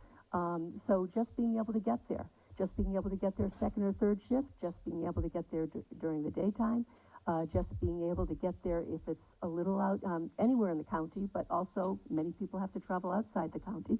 Many people are expected to travel to Springfield or might need to travel to Northampton or Vermont. And it's really hard to do if you're poor and you don't have a car. It's really hard to do it even locally if you don't have access to really generous public transportation routes that go beyond what the current capacity we have to do is. It's also about the ability to navigate toward a job and advance once you get in a job. Those are skills that need to be built. That's guidance. That's exploration and awareness as a starting place. It's also practice and guidance, working with workforce professionals who can help you figure out how to get past the 100-question online interview people might ask you to go through first, then get through a face-to-face interview, and then negotiate once you get the job. How do you succeed at it, and keep people and impress people enough so that they want to keep you and advance you. So if you go back to this one here, yeah, I wanted to say a little bit about the region as a workforce region. So we're the largest one in the state geographically, 1,400 square miles. 47 of the 50 communities, when I looked at the map in this book here, fit the definition of rural. We only have 125 employers with more than 100 employees. Very, very, very different from the eastern and central parts of the state. The wages have been consistently, in the 20 years I've been doing this job, 65% of the statewide average. That says something about the kind of jobs that are available.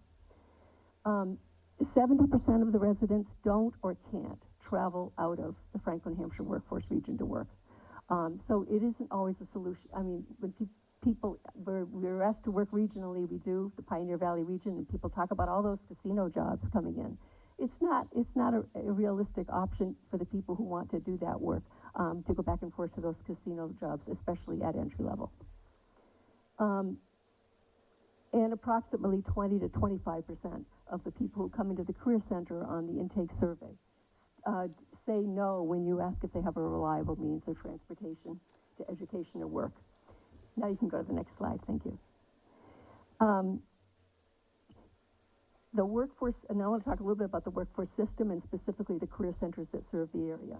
We've had a 35% cut in federal allocations to those services, public employment services that everyone is entitled to in the past maybe 3 years or so. As the official unemployment rate goes down, the allocations go down, the formula. It makes them go down too, and they go down from the state as well. We now have only one full-service career center for that huge area. So we consolidated into the Greenfield office. People in Hampshire County can access satellite services through partnership with the Forbes Library and with the help of the mayor of Northampton. But they can get started. They can't get comprehensive services. They can't see a WIOA program all the way through the training portion. They need to see a counselor face-to-face for that, and many of them just can't put in that additional time.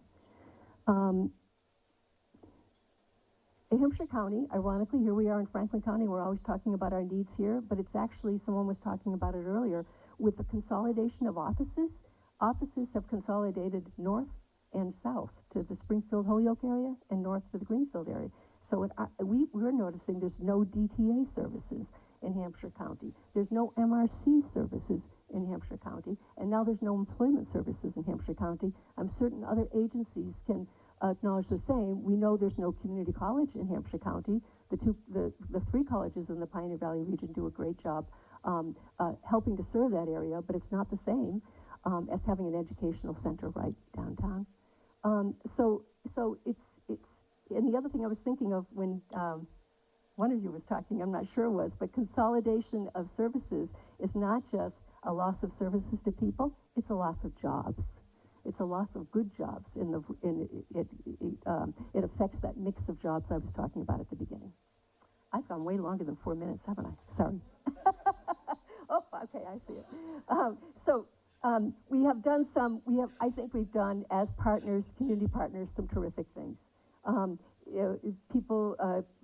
Entities like the Greenfield Community College, the Literacy Project, working with industry sector projects with Franklin County Technical School. We've identified the areas like manufacturing jobs that have better entry-level wages and that also have opportunities for advancement. We've come up with good programs to help address them, to help place people in them. That bottom statistic, over 85% of the 150 underemployed workers in those manufacturing programs were placed in jobs, and currently that rate is $18.30 an hour. Last slide. So these are the key points I think that affect workforce development as a determinant of health, is that transportation. We really need transportation in this region, transportation improvements. We have high hopes for a pilot project, the same source that you were talking about there, Stuart, that we submitted recently that Andrew Baker from the Workforce Board worked on with Council of Governments and FRTA. It would address needs of second and third shift manufacturing and healthcare employers and people who want to get to those jobs on second and third shift. And that would be a great opportunity to get something started. We need stable and sufficient funding for core career center services, and we need multiple access points. And by that, the satellite services are good. We also have some in the North Quabbin area, but full services in more than one area in this huge region would be really much better. We hope you'll continue to reward partnership as a way of maximizing our resources. We're used to that and we do it well. But there's also something in the study that talks about thinking about a rurality factor, taking into consideration in RFPs and in funding that the costs are more and different when it comes to rural areas, and that we need to have some leeway to describe what our needs are, why things might cost more because of transportation costs, and why it's important that our region as a rural region be taken into consideration. Thank you. Thank you so much. Senator Hines, I'm looking at that rurality factor and seeing you all over it. Senator Hines in education has been leading the way, along with Superintendent Michael Sullivan, talking about low and declining enrollment, right? So that's one side of it. It's the rurality factor, and then it's also the scale that so many people spoke to today, where we don't have the scale that the state understands. And so they think, oh, yeah, we don't know what to do with you. You're smaller than our usual East Coast program. So I think it's a both and, right? Comments or questions from my colleagues? Oh, Representative. I just wanted to appreciate today's effort. Two of the communities that I represent, Westport and Freetown, are part of that rural patchwork on the eastern part of this state.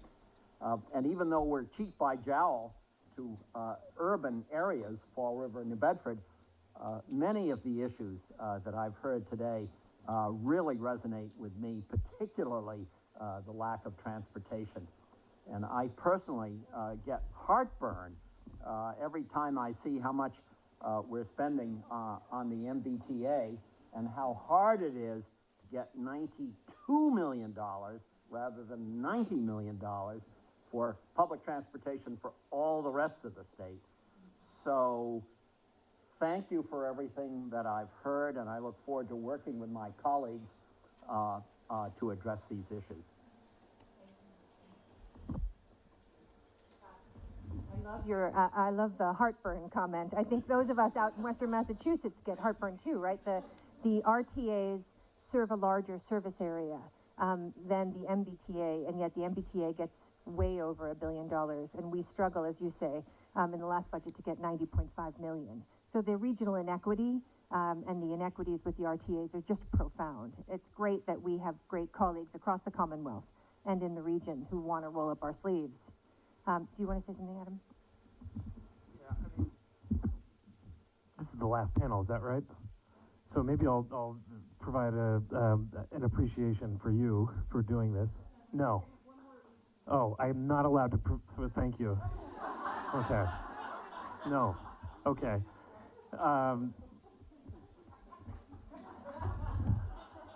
I guess what you're hitting home for me again is when we talk about, we're here at a healthcare gathering and we're talking about these other factors, and it strikes me time and again that we can't be looking at one issue and say, here comes the healthcare bill, and ignore all these other aspects, and yet we do, I think, for sometimes good reasons. But I think I appreciate the work that you're all doing to remind us that it goes well beyond that. And I'll continue to think about ways we can articulate that in the forthcoming health bills. Thank you so much. And the reason I didn't say that we were closing yet actually is because I want to, first of all, I want to thank our panel so much. Thank you for calling out the social determinants of health. There is, of course, there are many, many social determinants of health. You beautifully laid out a number of them. We've also talked about things like access to services.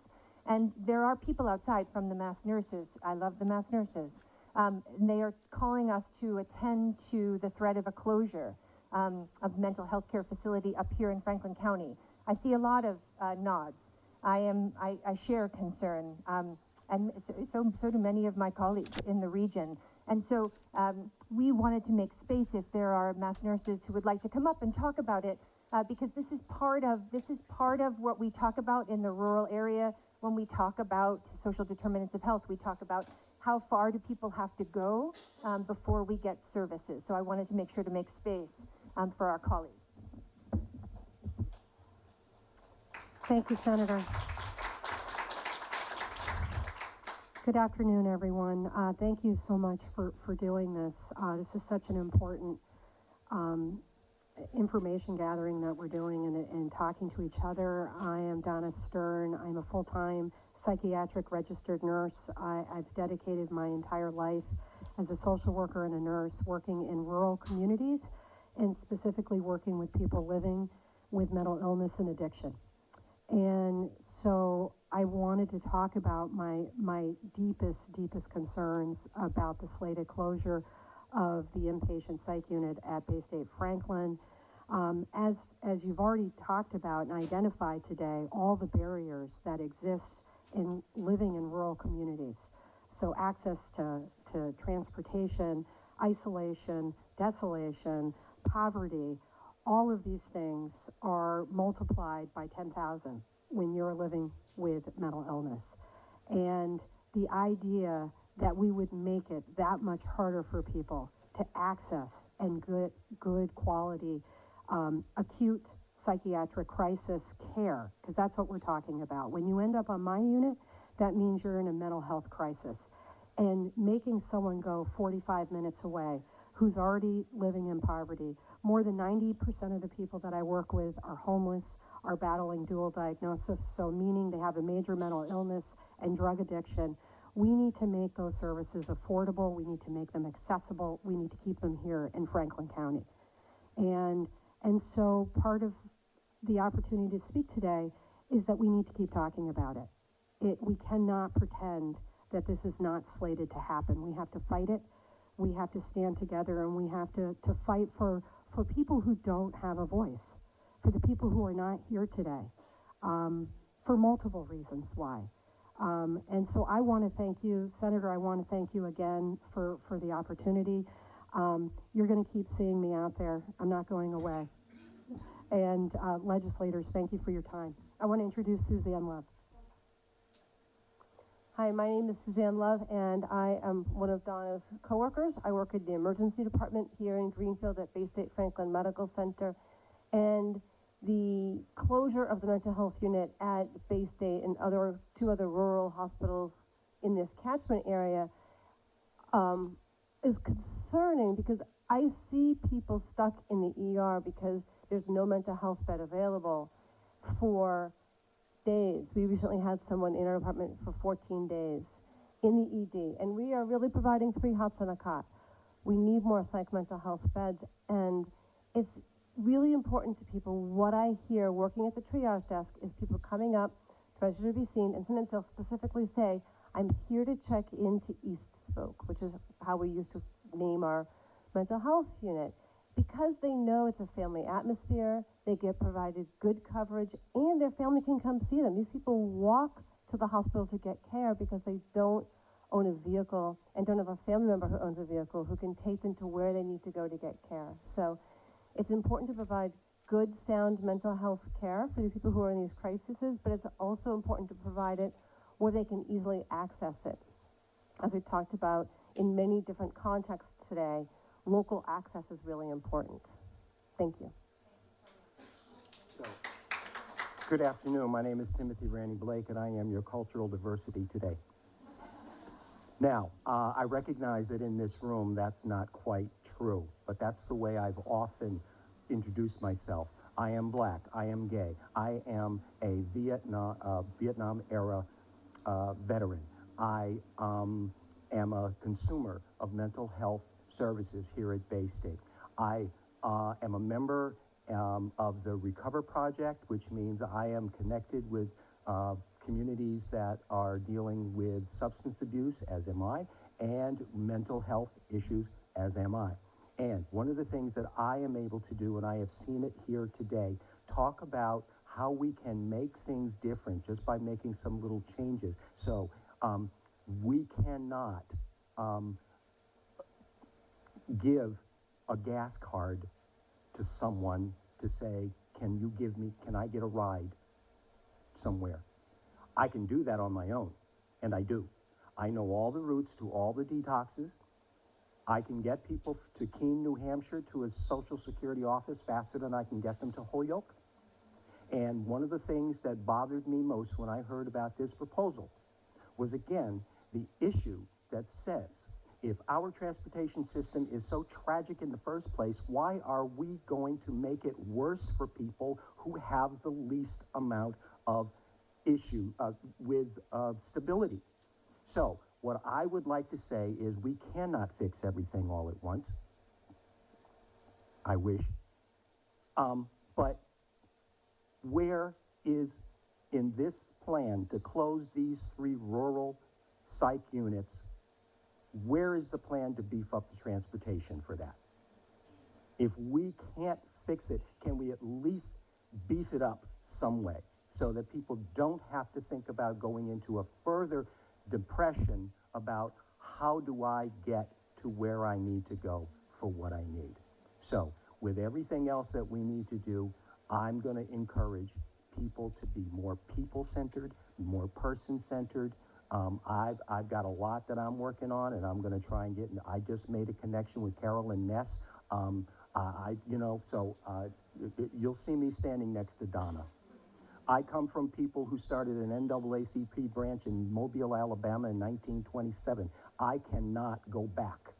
I've worked with people who have been in combat in Vietnam and other places, and I cannot go back. I am married to a wonderful man. We just celebrated 35 years together, 15 years of a legal situation of our marriage, and there's too many people who came too far for me, and I can't go back. So thank you very much for listening, and call me.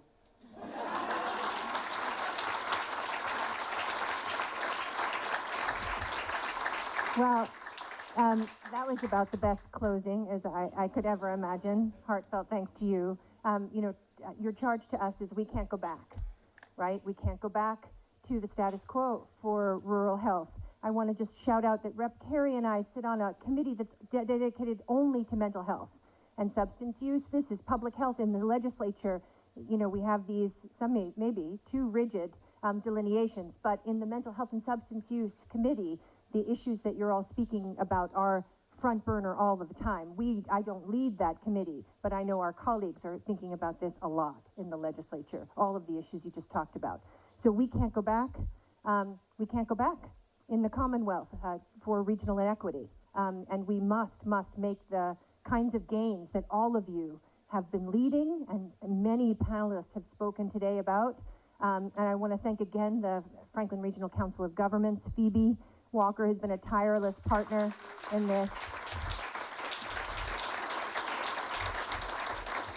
And I just really want to make sure that I shout out Maria, who is a public health grad student who has been taking documented notes. So all of the videotapes and the notes are going to be compiled and sent to our colleagues at this very timely moment when healthcare will automatically be ratcheted up to the front burner. And we will be able to, as a team, advocate for the kind of rural health advancements that you all have been talking about. So heartfelt thanks to all of you, and GCTV, you are angels, to be able to stay here and capture all of this. This will also be online. Thank you to Chair Mahoney and to the Public Health Fellows in my team, and to everyone for coming. Really, very grateful to you. Thank you.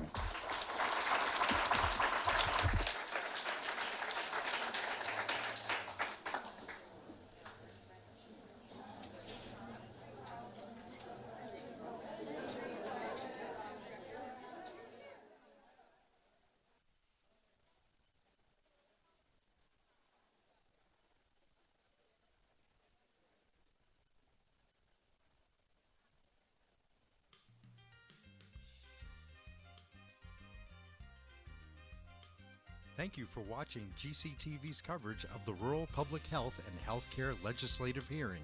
Visit our website at gctv.org to watch a rebroadcast of this program.